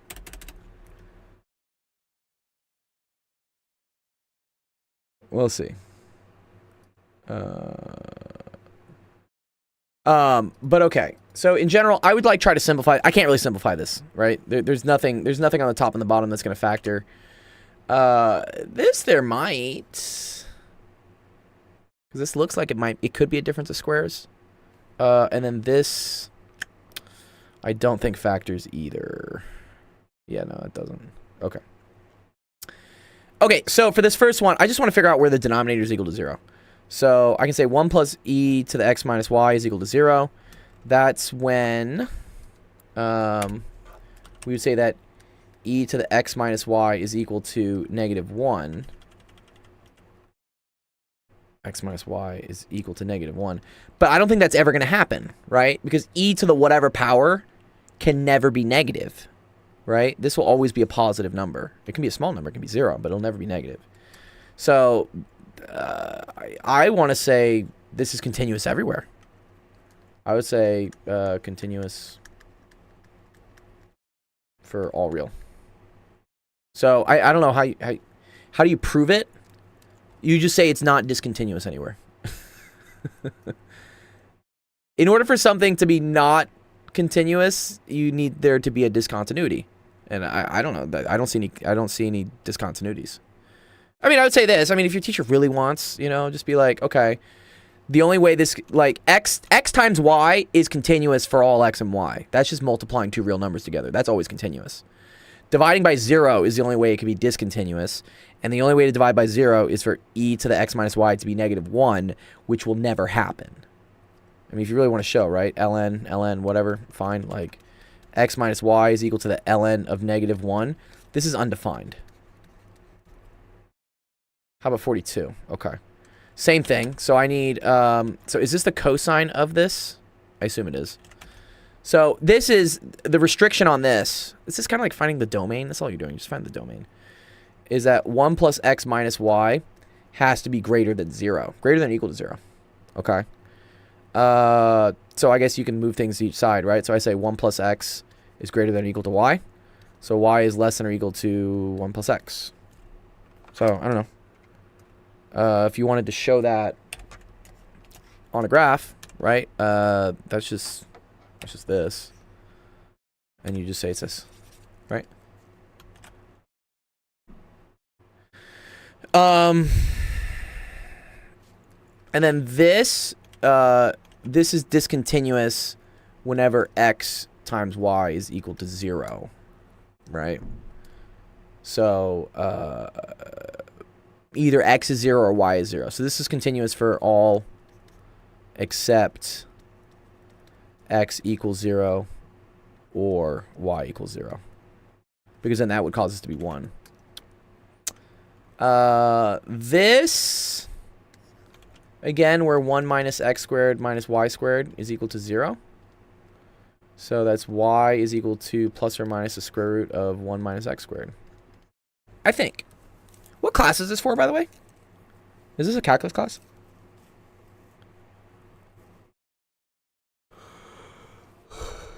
Calculus, okay. Yeah. It's kind of weird that they're doing it in like... So usually it's just f of x. This is a 2-variable function. So it's like a plane. So yeah, that's kind of weird. But yeah, I think the way to prove where things are continuous is to show where they're not continuous, and then just go outside there. This one's cool because it's... This one was kind of cool, right? Because it's literally like a shaded thing. Nice. How do I solve 43 again? I would set the bottom equal to 0. Well, I'd see if I can cancel anything. I can't cancel anything. Oh, thanks for the follow, dude. Leibniz. Oh, he's a cool guy. Leibniz. So if you set the bottom equal to 0 and then you just rearrange, this is the restriction. So it's like all real except y is equal to plus or minus the square root of 1 minus x squared. So this is kind of like a line, I guess, isn't it? Right? Yeah. It's like all points except like the point on these like two curves. And I guess, yeah, this ends up looking, tell me if I'm wrong. I think it looks something like this. Yeah, I think so. Anyways, okay. Cool. All right, that's all the time. I got to run to another student, so let's close that stream. All right. Nice. Thanks, everyone, for coming to office hours today. Big shout out to Brampton and Sensation for helping me out. I always appreciate you guys being in the stream. You're very welcome, Critical. Yes. Also, thanks for all the subs. We got a couple subs today. I appreciate that. And our amazing Discord boosters. You guys are great. Okay. Next stream will be tomorrow. That's going to be an hour later. So that will be at 4 p.m. Pacific, 6 p.m. Central, 7 p.m. Eastern. Come on by. Drop some screenshots. We'll help you out. And now what we're going to do is we're going to go raid one of our other friends who's streaming on Twitch. Yeah, we have a whole, if you need help and I'm not streaming, or, you don't want to wait around for the queue of questions we have a lot of awesome, fun friends here. These are the math streamers, and they also stream on Twitch. And so make sure to give them a follow. If you see, you'll get a notification when they go live, and a lot of them run similar, like, homework helping sessions. So they'll help you guys out. All right, let's see. Who am I following? Who are we going to raid? We got, ooh, nice. Merriweather is doing engineering. Okay, so let's go say hi to Merriweather. Merriweather's cool. He's a friend of ours. So yeah, if you're going, we want to go learn about some engineering and stuff. I think Merriweather was talking about going back to school or something, but he's a cool guy. All right, awesome. Okay, have a wonderful rest of your Monday. Great start to the week, and we will see you guys tomorrow. Peace out. Influencers.